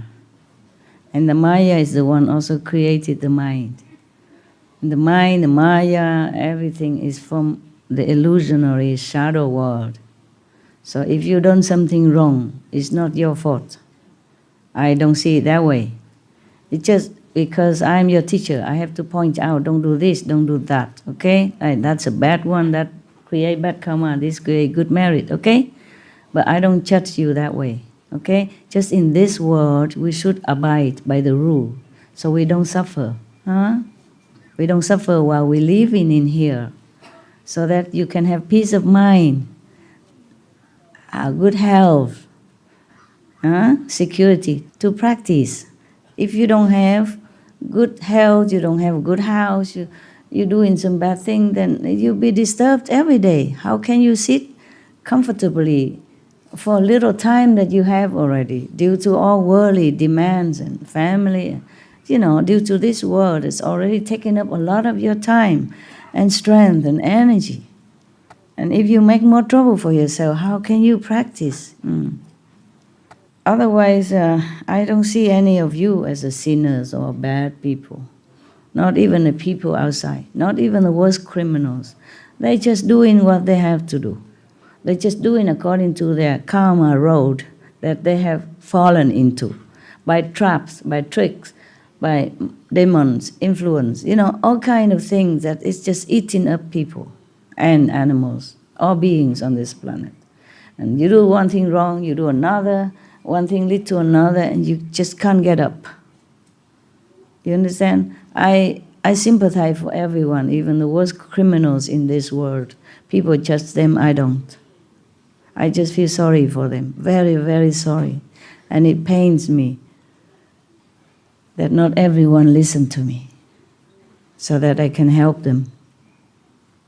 They don't have to listen to me. If they just believe in me, then I can also liberate them at the end of their life.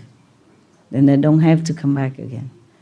If they just not slander me, then I can also liberate them, help them at the end of their life. And in this lifetime already, anyway, in different circumstances, Although they don't see, they don't know. Some do know. Yeah, some do know. Even they're not your Kuan Yin practitioners, brothers and sisters. They do know. Some see. Okay? Yes. And some don't.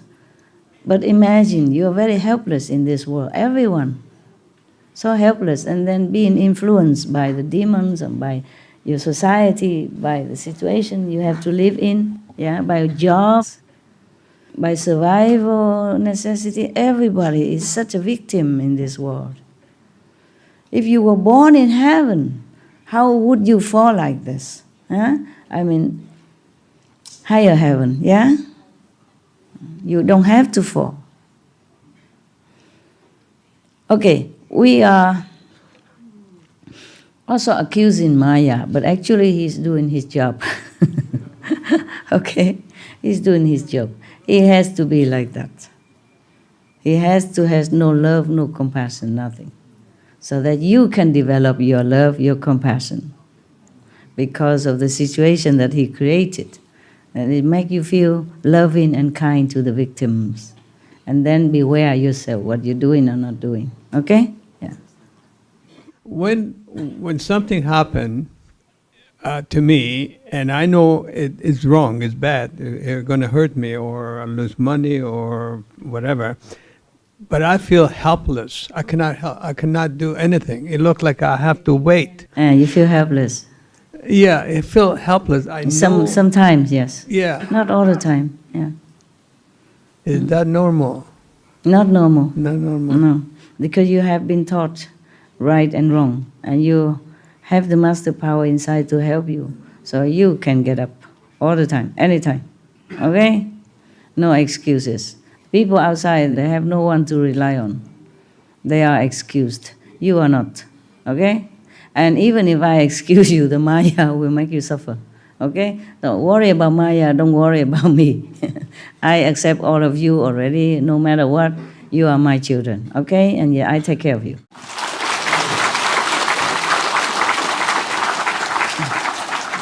Make sure you don't go out and roll in the dirt and come home and say, Mom, I'm dirty. Huh? I told you not to go there. Okay? Yeah. All right.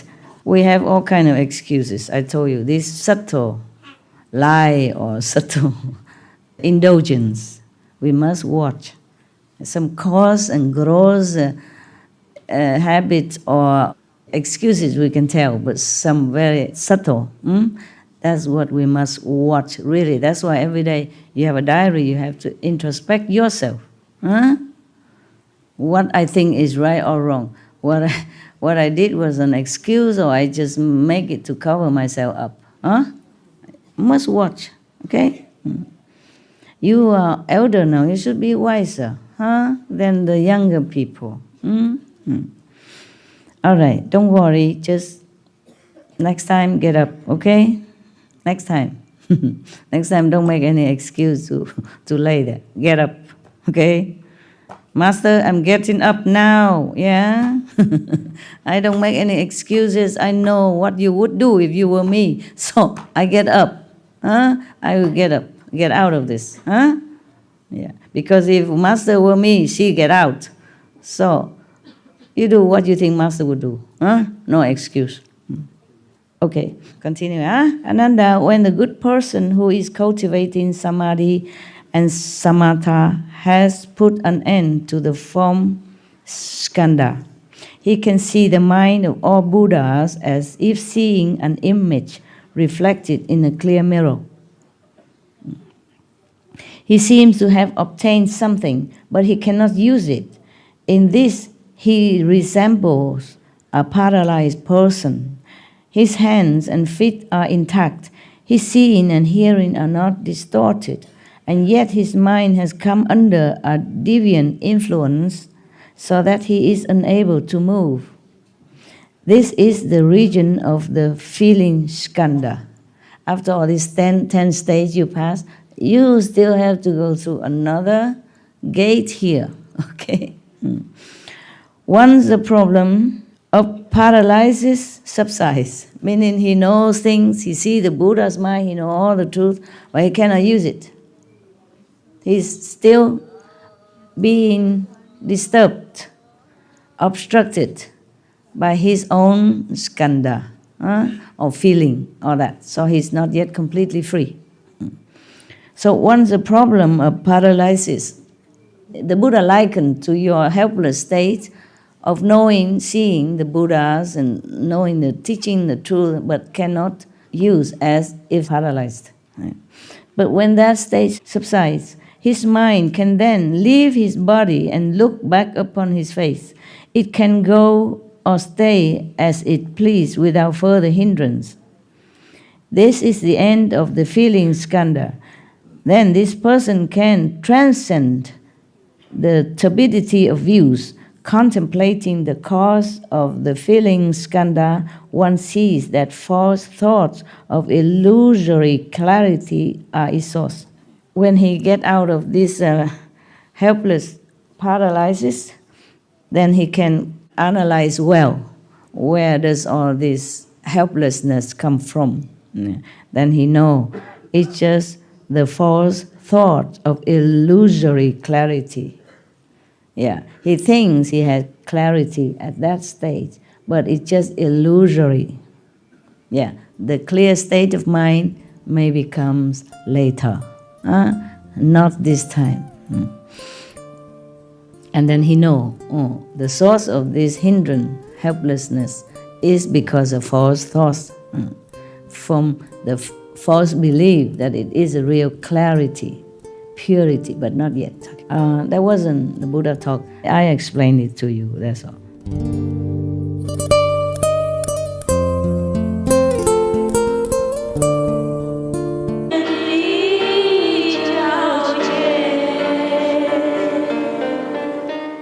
Now the Buddha continue.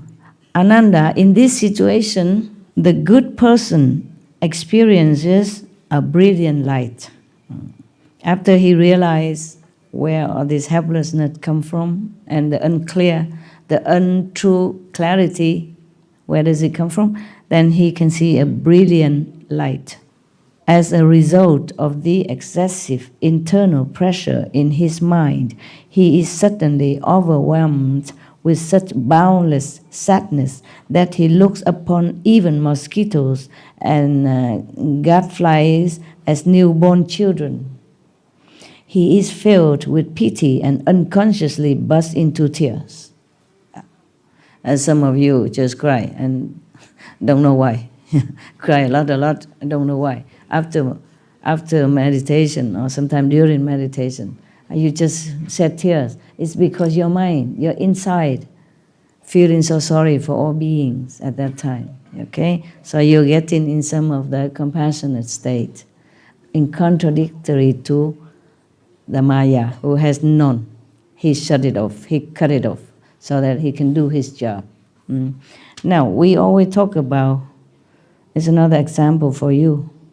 Remember, a Buddha has always a person, pestering him around all his lives, yeah? Even when he became Buddha already. He always make trouble for Buddha, even want to kill him. He cannot kill, but then cut one of his toe, by chance. Always make trouble for him, yes. But in some of the sutra, it is explained that Devadatta, knowingly do that, so that the Buddha always improve under all circumstances.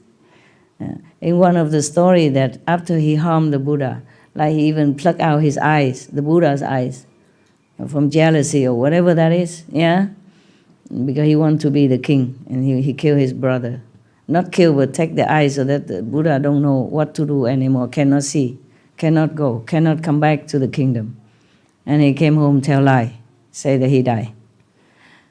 After he done that, the story comment that he, the Devadatta himself, probably inside, talking to himself, said, okay, I have done a good job. I have done my duty. Yes.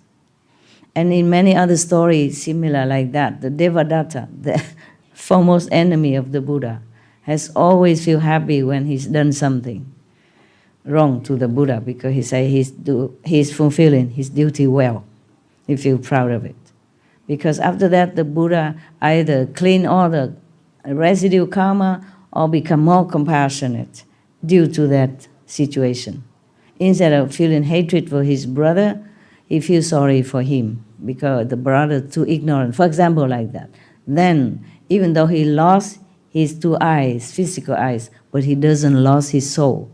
He did not lose his compassion. So, Maya, although we blame him for everything, but we also have to thank him. Because if he doesn't make everything so miserable, painful, then when you go out, you don't see the pain.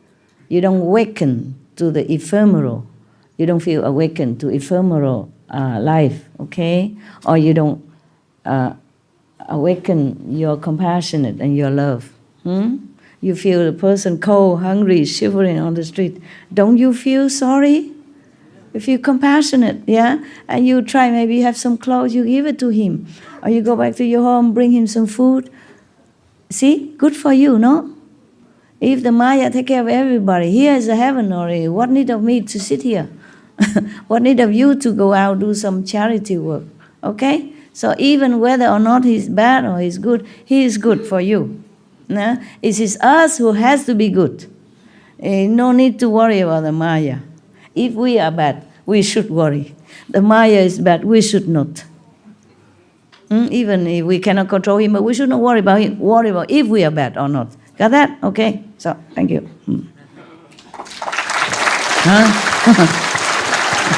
No. It is true, no? So everyone in this world or the next, bad or good, are for our sake, actually. Yeah. In English, they even say, I was because you are, I am because you will be, something like that, okay? Maybe that's a wise word, somebody glean this wisdom and tell us in such a short term. So actually, we, you, I, we are connected. We all help each other in some way, bad or good, so that we can improve, progress in our evolution, spiritual evolution. So look upon all with that kind of attitude. Okay? Right. Yeah, I told you before a story about a guy. Whenever he see a drunken person outside, he changed. He become a better person. That drunken and poor beggar outside always sit there where that person passing by. He sit there to help that guy, to remember, to remind him something that he doesn't even realize, but he improve. Yeah? At least he will not become drunken. Because he know, look at a guy who drinks a lot and become a beggar, sitting on the street in the cold weather, has no home, no love, nothing. See what I'm saying? Bad example is for you not to do it. Good example is for you to emulate. Then it's all good. It's all good. Everything good under the sun. Just be good. Then everything's good. Then you can see things more clear, more clearer, and you can understand the situation are not there for us actually to hate, to complain, even though sometimes I say, oh, I hate that Safa, but I don't mean that. You understand what I'm saying? Yeah, that's the way we say things in this world. Actually, I should not say that. It's just habit, you know. I learned it from you guys. Yeah, when I was born, I never say such thing, was I? Yeah. And then we grow up and everybody say this, say that, and then it's become ingrained in us, and then we say the same thing.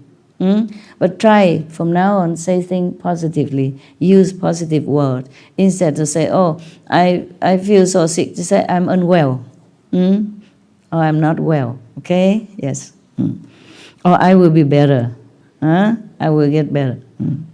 Okay, we continue, So that person crying in meditation or during meditation or after meditation. Many of you have that, I know that, yes. So, don't ask me, okay? Maybe this is one of the demons that make you cry. So this is called overexertion in suppressing the mind in the course of cultivation. You suppress the mind too much, he bursts into tears. He couldn't bear it. He make all illusion for you. If he understands, then there is no error, no problem, nothing bad, yeah? But this experience does not indicate sagehood. If he realizes that and remains unconfused, then after a time, this situation will disappear. Yeah, no more crying, maybe laughing from ear to ear. Don't know. But if he considers himself a sage, then a demon of sadness. Now, you know the name of the first demon, okay? There are more to come. Depends on what kind of stage you are in and what kind of realization you have for your own stage and not mistaken for sagehood. This is the first stage, when you're sad and you cry and you feel sorry for every little mosquitoes and ants that you remember. Feeling sorry for beings doesn't mean you have to overwhelm yourself with sorrow, okay? Yes. You feel sorry, but you're stationed in your mind, knowing that karma, word, maya, okay? Not overwhelm yourself until you're depressed, so depressed that you want to, take your life or whatever. That is no. If you feel sad and feel too sorry for all beings, overwhelmingly sadness, no, okay?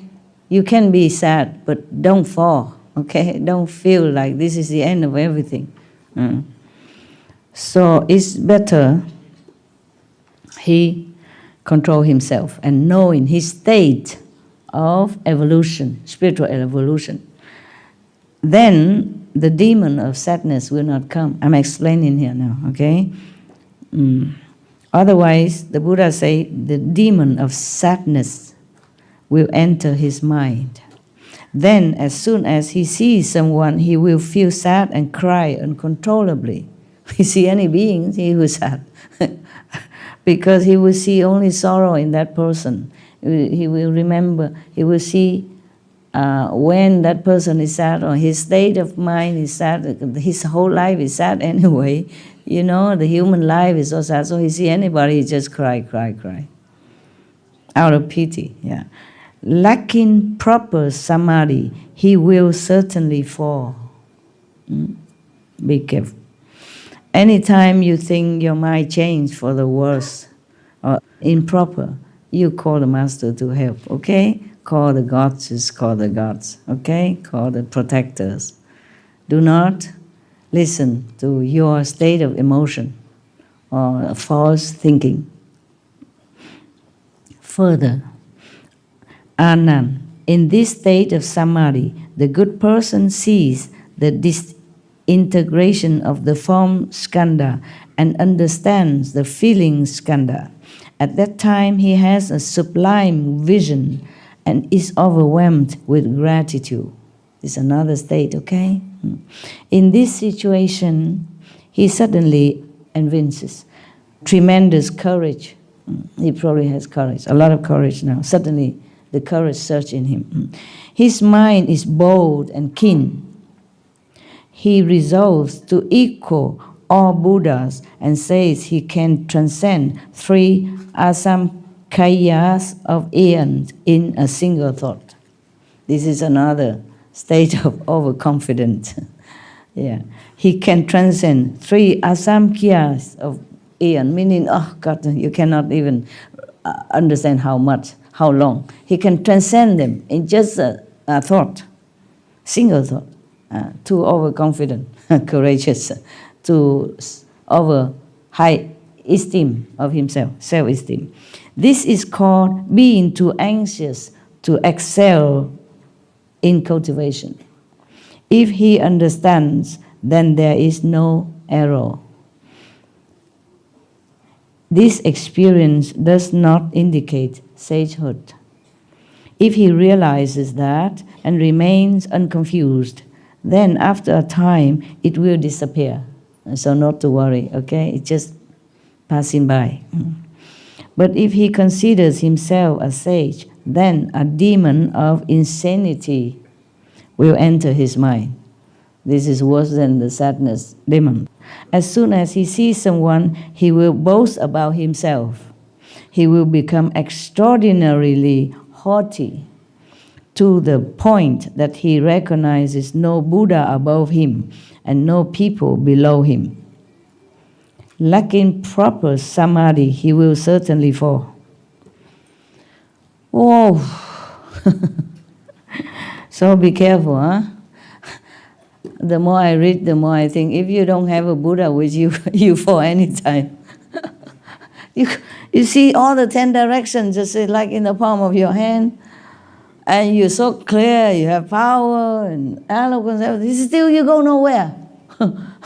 And above that already, still worry about the demons who come and make trouble for you. That is, I'm telling you, because we should not have ambitious feeling, yeah? Not to want to be a Buddha so that you come out and boast to people. If you ever want to be a Buddha, it's just because your compassion. Because you see all beings suffer so much, and you wish that you could have some power so you can help somehow. That is the only reason that you want to be Buddha. Not so that you go out and lecture or have a lot of disciples or worship you, making you a lot of offering, build houses for you, etc., etc. You know, become famous, become like a big shot, being worshipped, being believed in, just for the sake of being big. Then it's wrong, then it's wrong. Then it is your fault that you deserve any demons that come to you, any at all, or all of them. Don't ever want any fame in this world. What for? How long it lasts you? To be famous, I told you already, it's a nuisance. Yeah? People will be envious with you. They try to make trouble for you, harm you. You always, almost like you have to always run for your life. Truly like that. Especially if you're not in political arena, you don't have bodyguards, you don't have nothing. It's not a position to desire, okay? To have, to be envy. Never. Cast it all out of your mind. Just meditate to improve yourself and cast out whatever undesirable traces you think no good for your practice. Pray always for protection and help so that your ego will not harm you in any way, so that your compassion will grow and grow and grow, so that wherever you go, your spiritual blessing and power will influence people for the better, will help them in any way, in some way, with or without your knowledge. Okay? If you're good, people will be blessed. Just like sandalwood tree, it will just give fragrance. A rose will give you beautiful, kind of fresh fragrance and make you feel good. Okay? The rose don't boast of her fragrance or achievement. The sun doesn't keep claiming his benefit to the world. He just does. Okay? Yeah. Same, we spiritual practitioners must have only one goal in mind, that's benefit others. As small way, big way, whatever way we can. Yeah? Better we don't even know it. So our ego don't make a nose become higher. Okay? Yeah, when I not yet learned Kuan Yin method, I met some Buddhist monks. And they let me some sutra and all that. And one day they say, okay, you like a ceremony, you want to be their underling, the protectee. Yeah. Then you make a ceremony. You buy fruit, incense to offer to the Buddhas. Yeah, and resolve that you want to be a Buddhist, a good Buddhist. Yeah, like that. And then they saw that I'm very sincere. So they say, okay, we burn the whole bunch of incense. About, I don't know, big bunch. 30, 50, the whole pack of incense. We put it in the incense holder, yeah? And it burned. And then the monks and the nuns told me, now if you wish something, then you can tell the Buddha inside you, now, in this ceremony. With us witness, but you don't tell us. You just wish inside your heart only. And if the incense or curl up, or some curl up, then your wish will come true. Yeah. all the incense curl, all of them, and don't fall down, because normally incense very long, you know. Some of them about to fall down, some ash. No, none of them. And my teacher monks were so all wide eyes. My God, what is she wishing? Yeah. And I told you already what I wish. I wish I can help the worst kind of suffering being, the worst suffering person or being, without me even knowing it. I don't want to know about it. That's what I wish. And I was only 20-something. I had not practiced Kuan Yin method yet. So if you practice many lifetimes, you will not forget your goal. You come back again, you do the same again. You understand? You would just want to help others. At that time, many years, I never told anybody, but I thought now I can tell you. Maybe a good example, okay? This is all we should wish for, really, okay? Yes.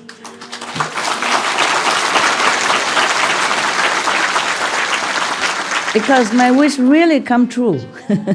So I'm happy to tell you that if you really wish like that, it will come true.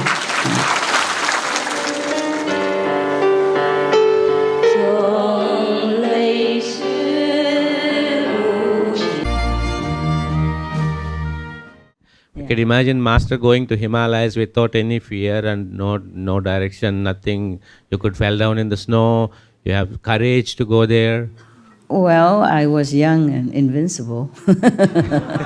Young people, they do kind of things, you know. Just because I thought, if bathing in the Ganges source, I will cleanse my karma, then I will do that. I'm just lazy sitting in sofa, not able to do meditation, and you went to Himalayas. It's okay, we are different. Thank you for being so humble. We are different, okay? There's no need to compare, okay? I am because I am. You are because you are. But you practice, you believe in me. And I'm so glad already. One more person liberated in the world. That influence your 5, 6, 7, 8, 9 generation. Understand that? And your energy influence around you, in your country, helping your country better and better.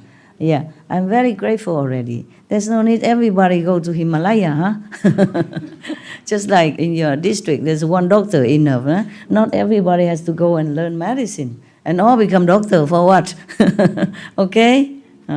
I'm not saying that to you because I'm proud. I'm just happy, okay? It's good that my wish come true. And if you really sincerely wish anything, it will come true. Just make sure you wish good, okay? Right. Master, I have a humble request. Yeah. I am zero and I want to surrender my soul to you and I want to prostrate. You will. You will. All of you will if you practice and be good, okay? That's all I ask, you know? As long as you don't harm anyone and you meditate and you still have faith in me, oh, you'll be go high. Even without helping anything else, okay? Yes, yeah. Just don't harm anyone.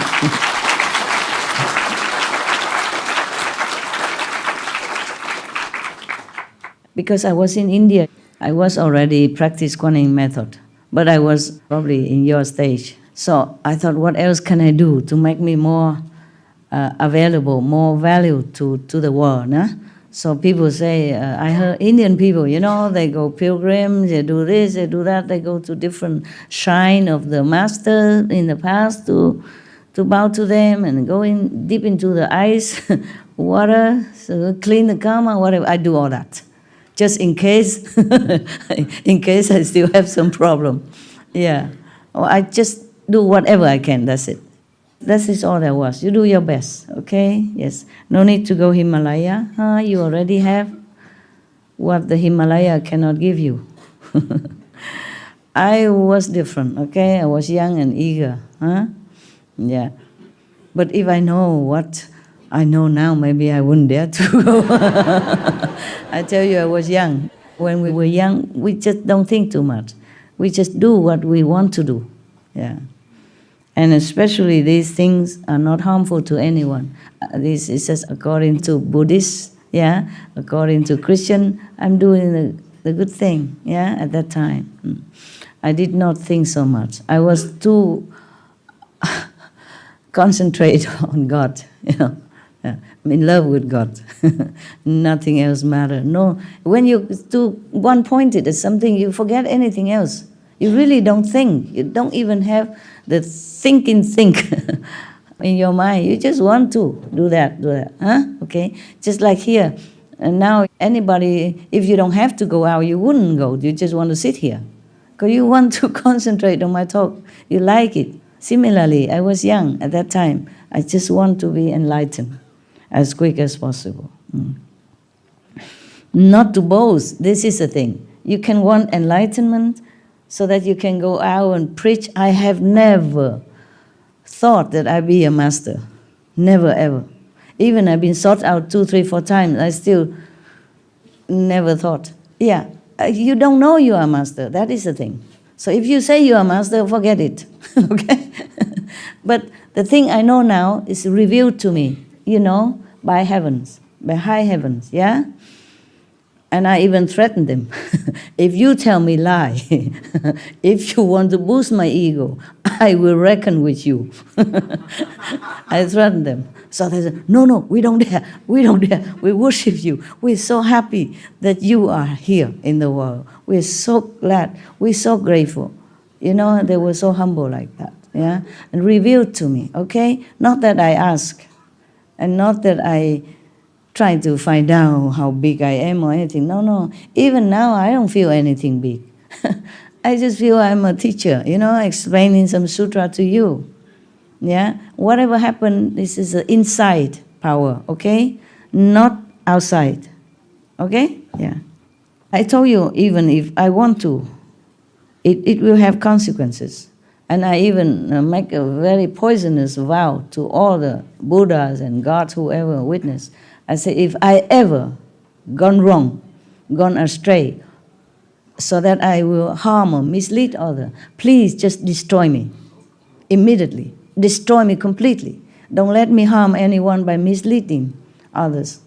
I make a poisonous vow like that. Yeah, years ago. Yeah, because at that time, people already begin to come to me and ask me to give initiation and advice and all that. And I did not know I was a master of any sort or any level, nothing. Of course, I see some insiders like you, but who knows where you are, not confident. So I have to make a strong vow like that. I say, if I ever harm anyone, knowingly or unknowingly, please just destroy me. It's like that. Because I really don't want to mislead anyone. If I am not there, then they might be able to find a good master, a real master, I am nobody and just blah, blah, blah, and then obstruct them because most people are innocent, they're pure, they don't even know who's master, who's not. And I just sit there and be a master. Meanwhile, if I do wrong, if I mistaken, then obstruct them to go to another good master. You understand me? That's why I say destroy me if I'm wrong, if I'm in the wrong path, if I am not what people think I am, or if I'm not able to teach or really lead people in the right path, just destroy me. I don't care. My soul completely annihilated. Yeah. We go back to the Buddha. Yeah, I'm forever grateful to Buddha that he lived long, and forever grateful to the scribe who write all this down, and to Ananda and to all the translators. Forever grateful. Every time I read, I'm grateful inside. Yeah. Further, the Buddha said, further, in this state of samadhi, the good person sees the disintegration of the form skandha and understands the feeling skandha, with no new realization immediately ahead of him, and having lost his former status as well, his power of wisdom weakens, and he enters an impasse in which he sees nothing to anticipate. Suddenly, a feeling of tremendous monotony and thirst arises in his mind. At all times, he is fixated in memories that do not disperse. He mistakes this for a sign of diligence and vigor. I mean, he's so diligent, vigorously practicing. So he mistakes that. This is called cultivating the mind, but losing oneself due to a lack of wisdom. If he understands, then there is no error. This experience does not indicate sagehood. As usual, my God, where will we go? But if he considers himself a sage, then a demon of memory will enter his mind. What kind of demon? A memory demon. Can you believe that? It sounds harmless, eh? But it's not. We enter his mind. Day and night it will hold his mind suspended in one place. Lacking proper samadhi, wisdom, yeah? He will certainly fall. Oh my God. Oh my God. Okay, memory. Should I explain to you or you understand what it is? Yes, please. It's like this. You know memories, right? Yeah? It's not all pleasant, okay? Memory is the past anyway, right? And we did many bad things in the past, or life after life. I cannot not remember all. Huh? But I wonder.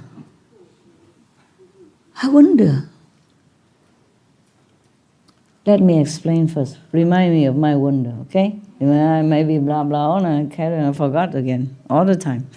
Because so many things to say, and which one is priority sometimes I forgot, One thing will lead to another, and then you forget that one.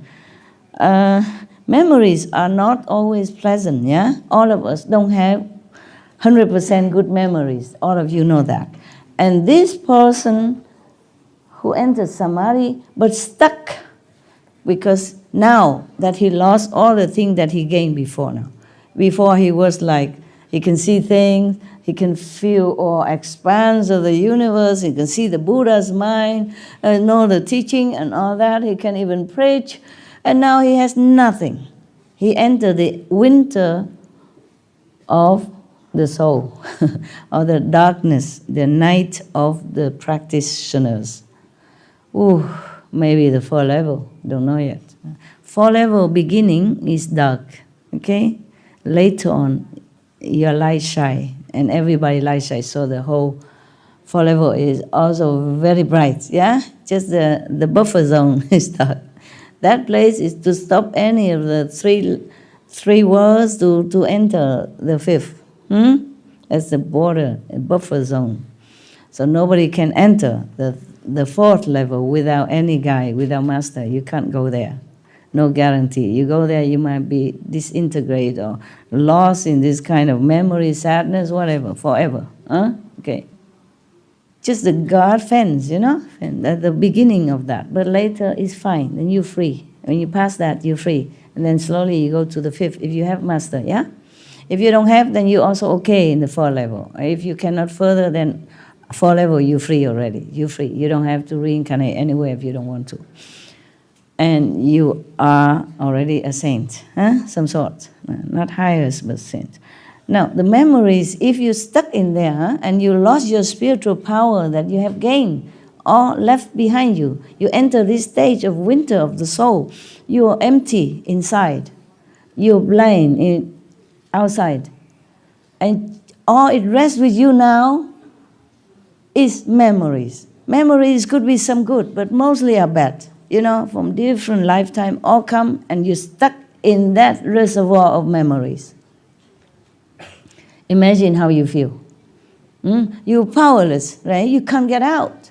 You can't forget it because the demon of memory will hold your mind steady in right there to make you suffer. Oh my God, you're already so high. And the demon still can torture you like that. Imagine if you don't have a master, how would you fare? How would you fare? So some of the meditating people, they just copy here, copy there, and they meditate. That's why some of them go insane, truly like that. And even be put into jail. It is true. So you have to hold on, okay, to the 5 names that protect you. And you have the gift now, both protect you. And have to hold on to master power. Have faith, okay? Because let's face it, I teach you nothing wrong. I don't teach you to do anything bad. Yeah? And you have some proof. Yeah.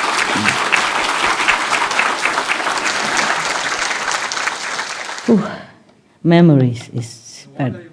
Huh? You're wondering. You're wondering. Wondering. Okay. Yes. Good. I was suddenly wondering, whom was the Buddha talking about? Because if he has initiation, we still can go wrong. Even after initiation. If your mind is not faithful to the teaching of the Buddha, if you don't believe in the Buddha 100%, if you don't practice what the Buddha taught you, your mind could be tricking you into a different kind of stage and even bring back your memories.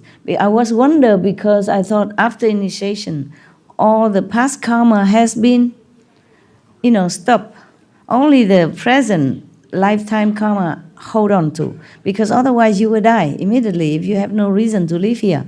If you have no give and take, no exchange of, karma with the beings on this planet, then you just have to go. You go. You're gone, no matter where. Gone out of this world, at least temporarily, if your level is low, and forever if you have a better spiritual evolution, or the master take you higher. No, I was wondering like that, that's all. But I think that's what it is. Yeah, perhaps that's why some of you still doing silly things, even though you are the Buddha. You don't know you Buddha, and you carry on with your habits or with your other influence from the society and your family or your lover or your friends or whatever. So it's happening. It could be happening, yes. Even the demon of memory, even this might not be your memory, he can make it. He's so powerful. You already on the 11th, 12th state of mind already, of enlightenment already. If he can fool you like this, that means he's so powerful. He can create anything to fool you. He can create your fake memories as well, to make you sad, to make you feel helpless, lost faith in your practice. I also wonder how you can be so good, sit so long in the floor all day. even sometimes you stray a little bit from your position, but still you sit all day. And at night also. Yeah. And for that I really feel very appreciative. I appreciate that you try so mightily. Yeah? Wonderful. It just keep your mind strong, okay? Not just the position. What I mean is keep your mind straight. It's even more important than your body straight. Okay, it's the next one now, okay? Further, Ananda, in this state of samadhi, the good person sees the disintegration of the form skandha and understands the feeling skandha. At that time, he has a sublime vision and is overwhelmed with gratitude. Well, some of you have that. They always say, Master, I'm so thankful to you. I just saw the Buddhas. Oh, Jesus, whatever, yeah. Yeah, some of you probably have entered this stage, overwhelmed with gratitude. Yeah? Okay. I see you everywhere in these sections. Crying, gratitude, feeling lost, feeling sad, feeling happy. It all will pass, okay? He had the sublime vision. Wow. Sublime vision. Not normal vision. Up to now is already so cool, but sublime vision. And is overwhelmed with gratitude. In this situation, he suddenly have tremendous courage. Oh, I told you this already. Yeah. Because he's too anxious to excel in cultivation, too hurried. To hurry to be Buddha when you're not ready. A child needs to learn to walk first, baby steps, before he can run. If you run too fast, you fall and you hurt yourself. Wherever you are, you're good there, okay? Of course you want to be Buddha, but you cannot force the issue, You want to realize your Buddhahood, but you must be slow. Must be at ease, just be at ease, yeah? Continue to do what you do, be good, okay? Be good and be faithful, be concentrating, be compassionate. And then whatever come will come. I have never, even wherever I was before, I never thought, imagine, believe that one day I sit here explaining this difficult sutra to you, which I never understood one word before. The Buddhist master give me. They think I'm worthy already. First they give me a small little sutra. Namo Kwansin Bhusa, something like that. Namo Bodhisattva, something like that. Amitabha Buddha, easy. Just recite his name and you'll be cool. Yeah. And slowly they give me another sutra. They say, okay, now you can read this. Not they are giving this to me, no. At that time, I don't know many sutra like this. And in the foreign land, you can't get this. In Europe, there's not many Buddhist temple. Yeah, where do you get this kind of thing? My teacher, Buddhist, they brought it with them, some in Vietnamese, okay? And then they give me the Lotus Sutra after I'm, evolved. So they give me better sutra before they say, no, you don't touch that, you cannot. Not worthy, too low. But then later somehow they trust me. They give me other sutras to read. And they give me this also. I kapish nothing. What is skandha, feeling, samadhi, you understand? Brightness, vision, 10 directions, Buddha's mind, demons. Demons of Buddha, I understand nothing. And now, of course, I never even imagine, not even think of, I can imagine or cannot even imagine to think that one day I sit here and expound this sutra to you.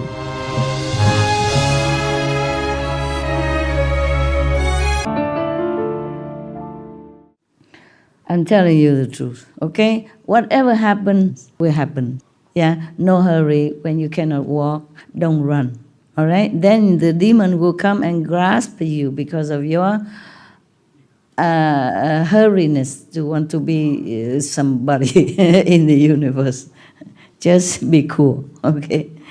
One step at a time. Yeah, I also did not think that one day I will explain this to you. It just happened. Normally I just sit and make joke to you and answer your question, But I think you grow up now. No need to ask so many little questions anymore, okay? Master, how I meditate, how I repeat the 5 names, touch my head, shake my hand. Okay, I think you grow up now, just like my Buddhist teacher, monks before tell me I can read this now, okay? Now is time you can hear this, okay? Yeah, maybe it's the time. I did not think of this before. Even before, a couple of years ago, I only think reading Buddha's story for you only. Bedtime, Yeah, like that, bedtime story. This kind of sutra is hard to encounter. And I don't think many can explain this to you. It's a high sutra, understand me? High level of teaching from the Buddhas. He taught to his high monks, who has been with him long time. Yeah. Thank you.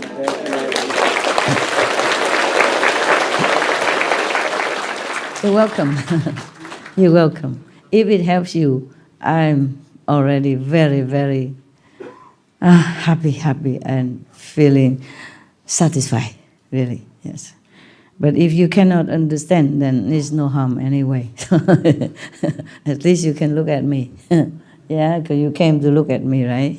You also did not expect this. I don't know why last Sunday I just spontaneously promised to you. I did not even study. I did not even check back the sutra where I was. That's why I told you I keep looking for the demons and he keep disappearing. I forgot the page. Keep looking because I remember Buddha talked about demons. And I tried to find the demons in this book. It took me a long time. I remember there were some demons in it. You remember? And then when I promised, I talked to you because some of you come to me and say, you are on a 7 or 8 or 9 level already, so I thought maybe it's a time that I should explain to you all these demons are lurking around, yeah? And then I remember there are some in here, but because I don't know where, A long time, I don't know. I keep looking one page after another, and then I take the whole bunch of pages, I still don't find it. It's not like I know where it is. It's what I promised already. I have to find the demons. And you have some. Yeah. Yeah, oh, terrible. He doesn't even think any Buddha above him. Yeah, this is bad. Okay, so the demons of memory hold his mind suspended in one place. Imagine, this is kind of suffering. You can't control your mind. He hold it captive in where your memory zone are, and he flooded you with all kind of bad memories that you don't want to remember. This is only, you should know it only when you die. For ordinary people, all your deeds from the whole life, or maybe even former life, will flood back to you at the minutes that you are living, your soul living, to remind you that you have not been good. So the sentence that is going to be passed on to you after you leave the body, you deserve it. Only normal people die without master, without guidance, without protection, will experience that. And now even you have to undergo this. You cannot move, you cannot escape. It's like somebody forced you to watch a DVD or television that you don't want to watch. It's very helpless, frightening, and scary, and frustration. No wonder. But nevertheless, okay, in this stage of samadhi, he can go further, okay? He can go further. It will pass. If you have faith in the master and your teaching, you will pass. So further, in this stage of samadhi, the good person sees the disintegration of the form skandha and understands the feeling of skandha. His wisdom becomes stronger. Not bad. Becomes stronger than his samadhi. His wisdom becomes stronger than his steadiness in meditation. Yeah, that means stronger than his samadhi. Okay. So and he mistakenly becomes impetuous. Okay. Become unsteady in his temper, because his wisdom become too strong, overcome his calmness. When you're in samadhi, you're steady, you're peaceful, you're calm, and very composed. Yeah, but because he knows too much now, he has wisdom. So normally we will want more wisdom, master, I want wisdom. But if it's too much, then you are out of balance. Yeah, you're out of balance. And then you cannot bear, of course, yeah? The wisdom will make you feel restless and you become impetuous. Okay, good. So cherishing the supremacy of his nature, he imagines that he is a Nisisyanda Buddha. A kind of Buddha, some kind of Buddha, yeah. And rest content with his minor achievements. The Buddha is really not generous. Up to all these 10, 11, 12, 13 level already. Wisdom and clairvoyance and everything. And he said, minor achievement. Oh, please, take care of your ego for me. Okay, minor achievement only. Yeah, because I see some of you, see Buddha, see lion, then go out and talk to people and tell them, you must do this, do that. Too proud, okay? Minor achievement, okay, brother? So this is called applying the mind, but straying away from constant examination and becoming preoccupied with ideas and opinions. Yeah, okay, you may be steady in your mind now already. Yes, you might be able to control your mind, therefore you don't be under the grip of the memory ghost anymore now. Okay, fine. But still, you forget. You see, the Buddha said you strain away from constant examination, and then you become preoccupied with ideas and opinions. You forget. Because you're too big now. You feel you're very big. Too much wisdom. And then you forget that it's just a minor achievement and it will pass. You're too busy with new ideas of stemming from your new wisdom that you never had before, and you think you're big and wow, grand, and had different opinions now that you never had before. Wow, you're big, big, big. So if he understands, then there is no error. That he know, it's just one of those stages that I will pass through. This experience does not indicate sagehood. Not yet, not yet. Oh man, where will we be?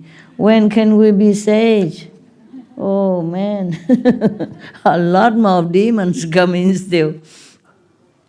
But if he considers himself a sage, then a lowly demon that is easily satisfied will enter his mind. A lowly demon only. As soon as he sees someone, he will announce, I have realized the unsurpassed absolute truth. Me, I, look at me. Okay. Lacking proper samadhi, he will certainly fall. Let me have a drink. Not yet. When I drink, you clap. So you don't hear me, and then you feel thirsty. Sorry. I'm just joking, man. Where's your wisdom? What stage are you in now? A winter of the soul or something? It's good. It's good. It's good. We are just joking around. It's good to relax your mind a little bit. Oh, I see you all very tense up, you know? Oh, what next? What kind of demons coming? Yeah, yesterday, no, the day before when we cut ribbon, you know, I don't know what happened. I feel very kind of tense. I normally very relaxed, you know. That day, I don't know, some of the MCs just so... Master, they were so nervous. They were nervous? They were very nervous. They were like shaking. Why? They were shaking? Yeah. Wow. Imagine if they do something else. Just holding the microphone or some scissor even. Huh? Have something to hold on even. Oh, no wonder. I feel so, stiff inside. So what's happening? But what can I do? I still have to cut the coconut, you know. Next time we don't cut coconut anymore, the poor coconut. I don't know, I learned that from India somewhere. Why do they cut the coconut in any ceremony? They break it to break the ego, Master. To break the ego. Oh, that's a good thing. No, Master, that's what is the meaning. Okay, fine. So they meant I should sacrifice my ego yesterday? The day when I cut the coconut? All right. Next time I don't cut it. Otherwise people think I have ego. I don't have any ego. I'm so humble. You and I, humble. I'm such a humble person, okay? You see that? Sitting here, being very humble. What can I do? If you're a teacher, you have to teach, right? Ego or not. All right. Do you feel I have a lot of ego? No. How come? Supreme Master, sitting here, expounding the difficult sutra, and no ego? How possible? I must be hiding it somewhere, right? Pocket or in my shoes. Huh? We feel love. Oh, you feel love? She says you feel love. Love. Oh, what English are you speaking? Canada? You what? Bosnian. Bosnian. My No, I feel love. You say love or love? Yeah, okay, love. good. You feel love also? No, Master, the coconut is brown outside like our mind. When you break it, inside is white like The soul. I am pure, now I surrender. Oh, I see. What a pity. I love that coconut. I would love to eat it. In Thailand, your sister have a place for meditation, big, but nobody come because they're more convenient in Bangkok. And I stay there. Oh, Lord, many coconuts around. And the neighbors, so kind, always come every few days and say, I have to take this coconut down for you because it's already ripe. He knows it from looking only because they live with coconuts all their life. Yeah, it was funny. And he take it down and he chop immediately, make me eat it. And I liked it so much. I have like 3-4 per day. Yeah, and later I learned to do it myself, so I just do it, Oh, wow, wonderful. I have a big bunch of coconut to put under my table. I just, take care of, cut the skin outside and then just hold in your hand, chop the head of the coconut. Coconut fruit, and then you can have it. I don't feel like doing that anymore. Even I feel sorry for the coconut, but I love coconut juice. Yeah, and the tender inside. They forced me to eat it voluntarily. I did. Every day I enjoy that place very much. Nothing, just a little clear roof and some cooking intense. And I love that place, especially the coconut. Every day. The neighbors also, all the relatives and friend or family of your two sisters, the one who built the place. And they love me to bit. They're not disciple though, but know what master is. Always I chant this, I chant that. Yeah. We get on well. That's why I love that place. They are devoted, but they leave me alone. Just very casual neighbor relationship. And so loving and kind. We get on splendid.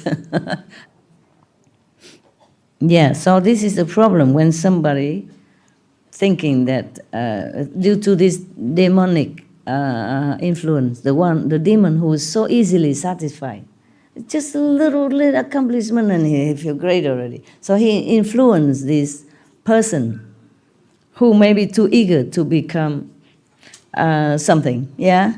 So the demon will come and make you feel that you're Buddha already. And then you cannot help it but boast to everybody that you are the Buddha.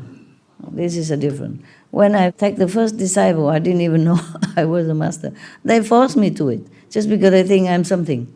And because I just say, you have the book, I want it. They say they don't have. I say, you have it. I saw it in your shop. And then later they found it in their own storeroom. I say, I saw this book, what color, what name, At that time I was looking for Bhagavad Gita. I couldn't afford the big one. Okay, I said, you have the very small one. About this size. I described the size. Paperback, small, condensed, cheap, no money, very little money, but want to learn still, want to read Bhagavad Gita. Yeah. And they say they don't have. They run out of it long time already. I said, but you have, I saw it. That's why I came here to ask. I saw it yesterday in your shop. I didn't have money. Today I came with the money. I want to buy it. Said, no, we don't have it. Long time already. You must be mistaken for something else. I say, no, it's Bhagavad Gita, blue color, and written in black word outside. Yeah, about this size. No have, ma'am. Last time, long time ago, don't have. I know what I have in my bookshop, a very small bookshop. In India, they don't have big things, especially in somewhere like near Rishikesh and stuff like that. They don't have such a small bookshop. So it was small like this only, yeah? And then when I passed by the next day, they said, oh, come here, we have it for you. I don't remember if I had money that day. I had to come back and buy it. But then everybody call everybody, Indian, yeah? They don't have newspaper there, but they have running newspaper, on two legs. And come, see the seer or whatever they call. A seer, the sage, something like that. She know everything. She know we have book even in box in the store. And then they explained that they have ordered it, okay? And it came. But they did not know they have, because another guy was taking care of the shop and he wasn't there that day. And then the books are still in the box, many books. I said, how many you want? I said, only one, because they have a lot in one box. I said, only one. Then they think I have this and that and sage and seers, and then I call everybody. So one of the person I think he's a shop owner, was also called into witness, and then he wanted to be my disciple right there and then. I said, no, I'm no master. You have so many gurus. I'm here just to learn. I'm a pilgrim, I'm looking for master, etc., etc. But I already practiced Kuan Yin method, And then the other say, oh, I see your aura. The other look at my hand. Oh, you be Buddha soon, etc., etc. So they all hoorah up,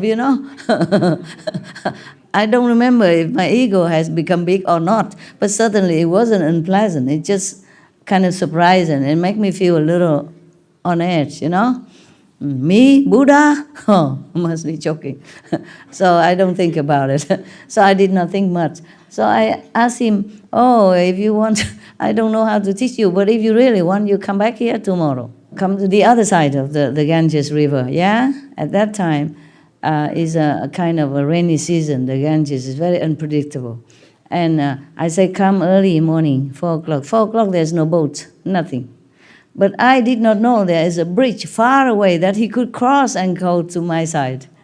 I thought because they say like that, I don't believe in Buddha nothing or Master nothing, so I tell him that so he will forget it. No, he did not forget. He really come. I thought he could not. 4 o'clock, there's no boat, and turbulent water, no boat would come would even cross. And also, it's too early, But I did not know there's a bridge. It's a bridge far away. He's a little bit late because he has to cross a bridge far away from where he shopped. But he came and saw. He's my first disciple. Many years later, I come back, pass by the shop. He's still there. Oh, my great guru, come, great guru. He announced to the whole whoever he can see. I'm only 1 meter 40 something. My great guru, a big guru coming. I was very embarrassed. Then he invited me to his house, and I was worried. I'm from Western. He so worshipped me like that, adoring like that. I said, "Be careful, your wife. Will she say anything?" Even if I'm in India. In India, the wife don't ever leave the husband, or I don't think they make scenes, especially if it's your guru, But I was from Western, come there just 1-2 years and don't still worry about wife. He said, no problem, come. And the wife just say hello, that's it, and she kind of disappears. She don't even stay there. Maybe she already have another guru, I don't know. And then we talk, and then he invite other people to come see my great guru. Oh my God, that's the first time I know how to be a guru. You just sit there, and don't say anything. It's the best, because you might say the wrong thing in Indian tradition. Just sit there, and everybody come. Not good. Hare Krishna, Hare Ram, bless you. Whatever you say, Om, and they're happy and. They're happy. Then they left, and I say, I must go because I want to escape from this from this circle of adoration. I was uncomfortable and not used to it. Newborn guru, baby guru, was so very worse than the coconut ceremony yesterday. All eyes were on you, Yesterday I'm more used to it, thousands already, but that time I was not even 30 years old. And all eyes are on me, a small village, but a lot of people. And I was really nervous, uncomfortable to be a guru. So then I left, I don't ever go back there again. I don't pass by his shop ever again. Being a guru at that time is really not favorable time yet.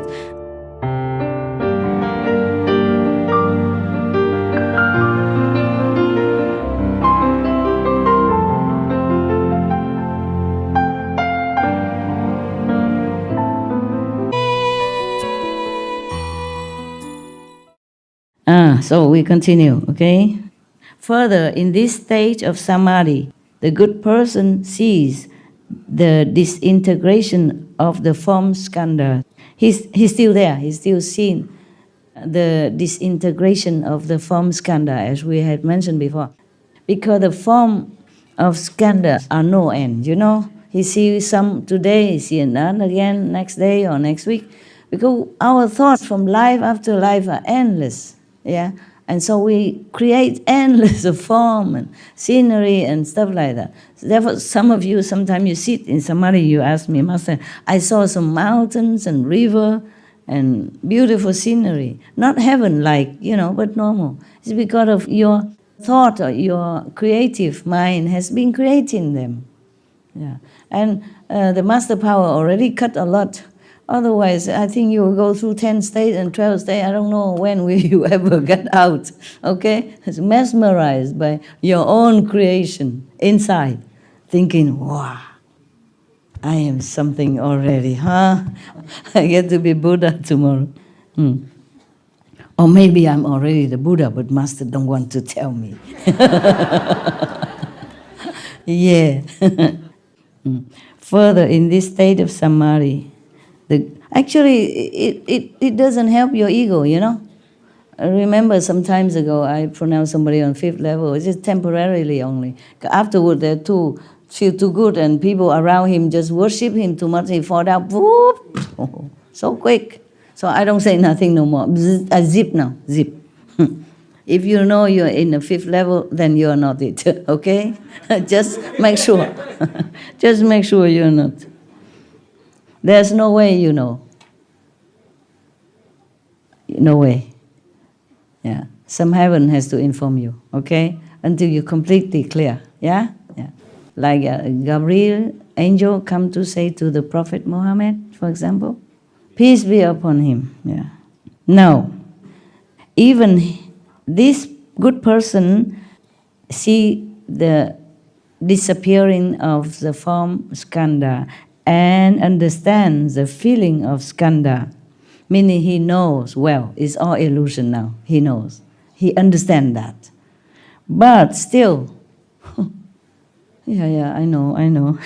He has not yet obtained any results. That's why in the world there was only one Buddha at that time. Yeah, only one Jesus. Who can go through all this and survive? Not to talk about become a Buddha, huh? And life after life had to practice. And steady in love and compassion for all being.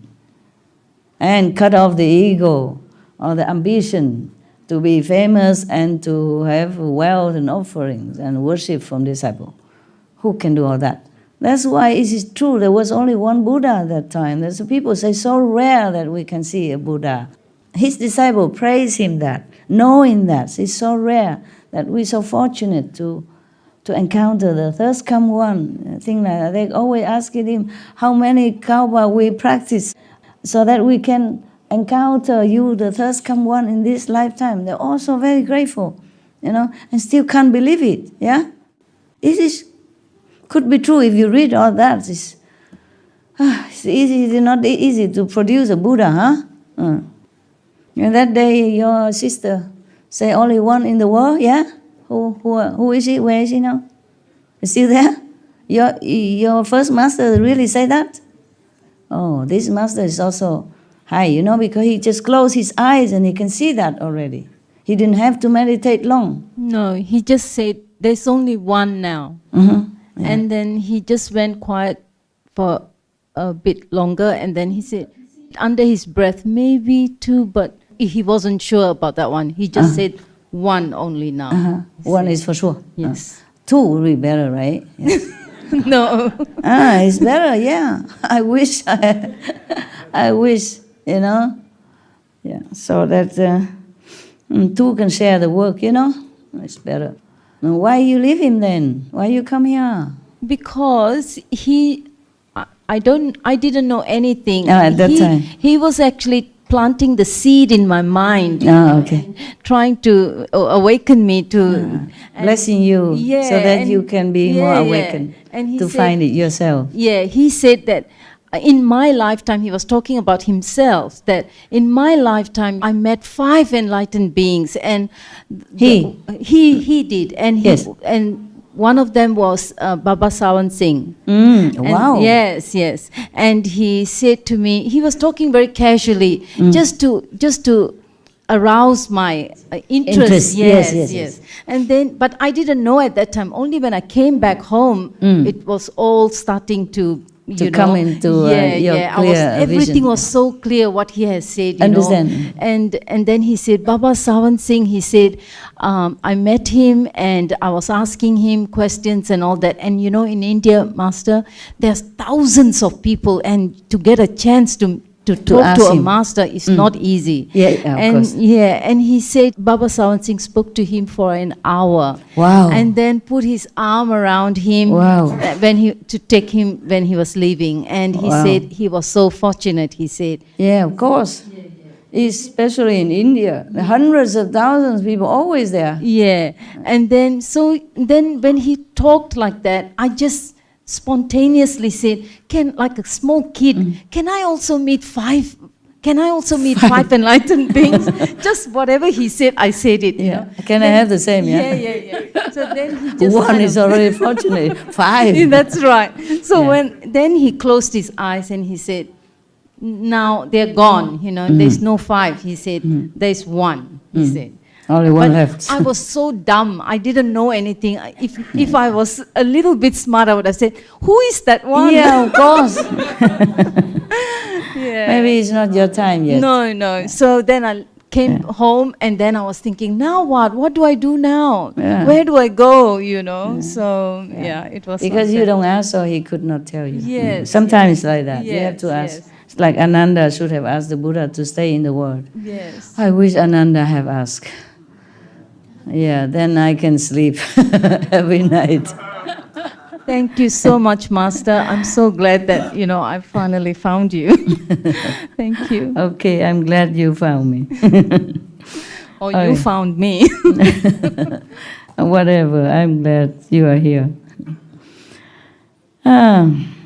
Good disciple also hard to find, Not just good master, huh? Yeah.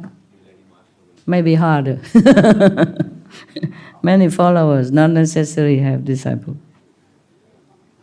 And the disciple is ready, master will come. Oh, okay. If he is a disciple, he might come, the disciple might come, but might not be a disciple, huh? Yeah, actually, I'm fortunate. I have 63% are good practitioners, yeah. 63% of all the people that follow me. Hoorah and clapping and all that. It's not bad, huh? Okay.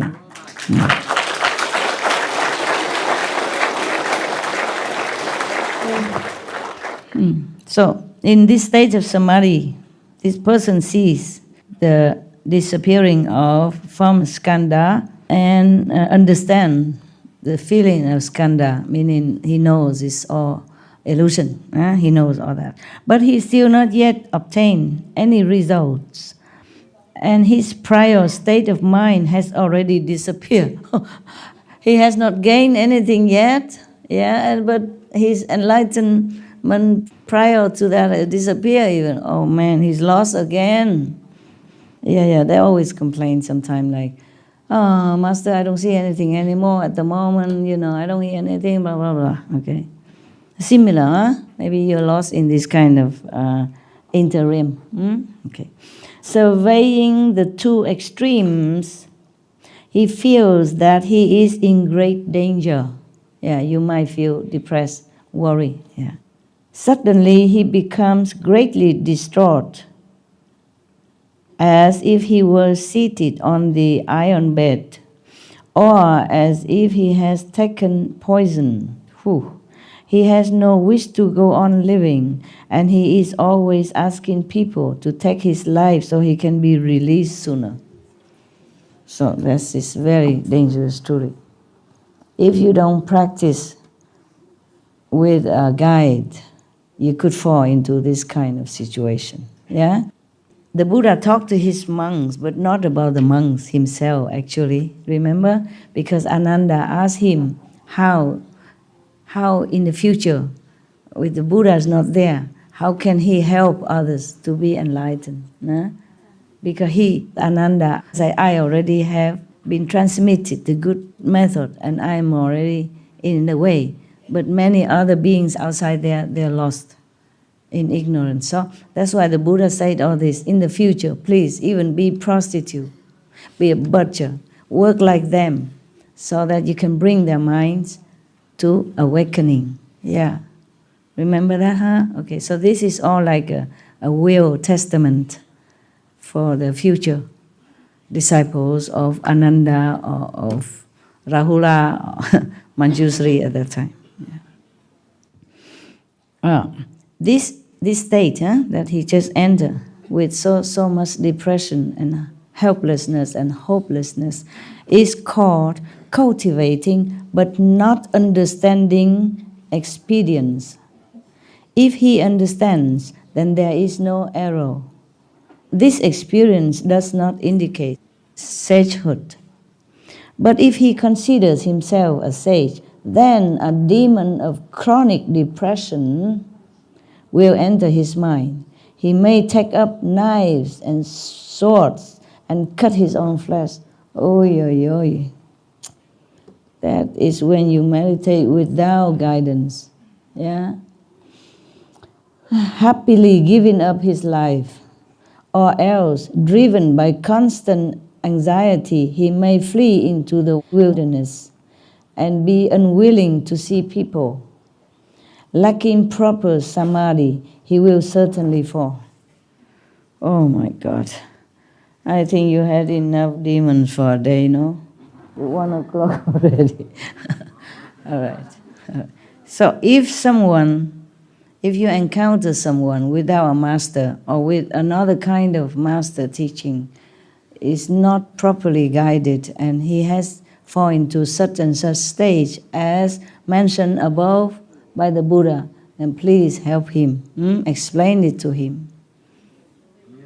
Or give him the tape to listen, say you listen to that and then you get out of that stage, okay? Or find a guidance. Don't do it alone. That's why I told him to write it to warn people in the SMTV, said this is not a proper guidance, not complete. Please don't try it alone. Even just 1 or 2 sentences, they might take it and think, okay, I can meditate. Yeah, and I can become Buddha, etc. Okay, we continue tomorrow, huh?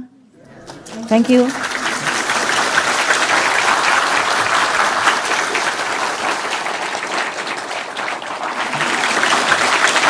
Thank you for being good listeners. Patient, you are very patient.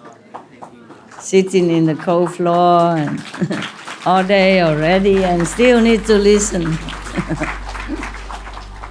We should really thank the past masters, monks and nuns and scholars who had take time to record the Buddha's teaching after the master's nirvana, and also for the past and present persons, lay or monks or nuns who have really dedicated themselves, sacrificed their time and precious health or under any difficult situation to translate this so that I can read it to you. And we have to thank them.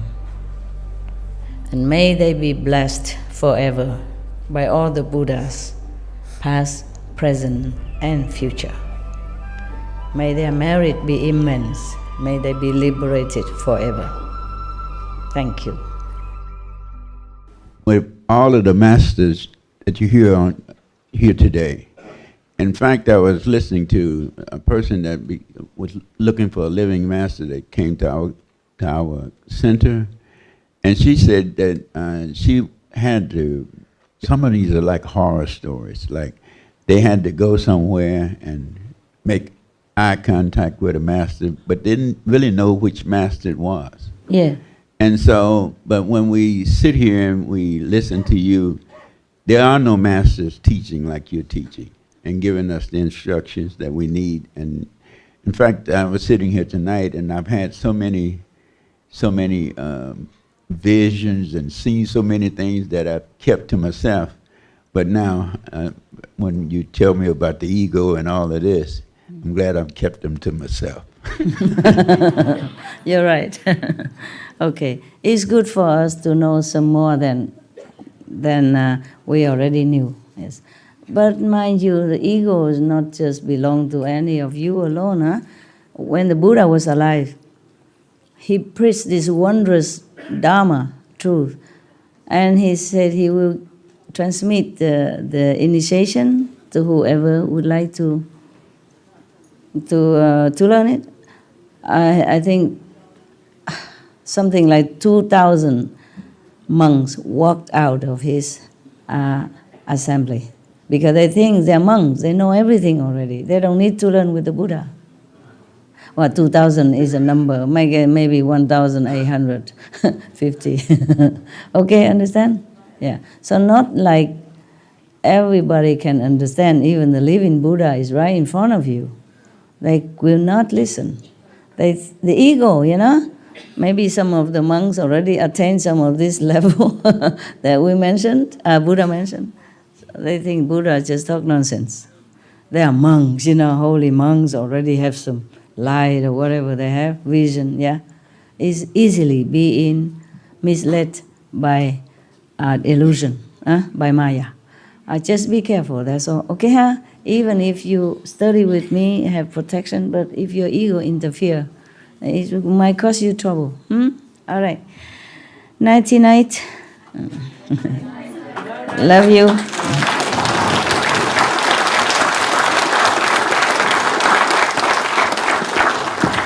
Thank you.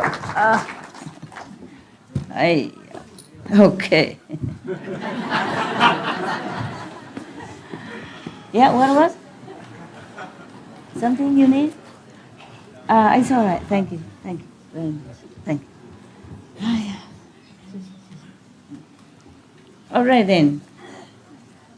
I wish you a good meditation.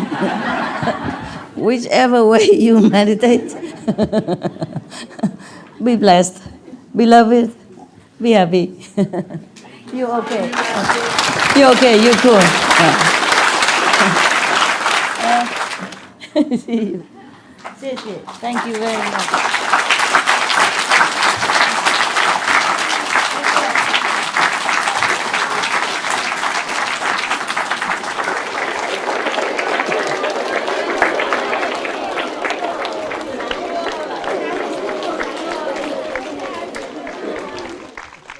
Okay, at least here more people can see me directly, than over there, okay? I'm going just to walk down here so the people below you can see me for a few seconds, and then I go.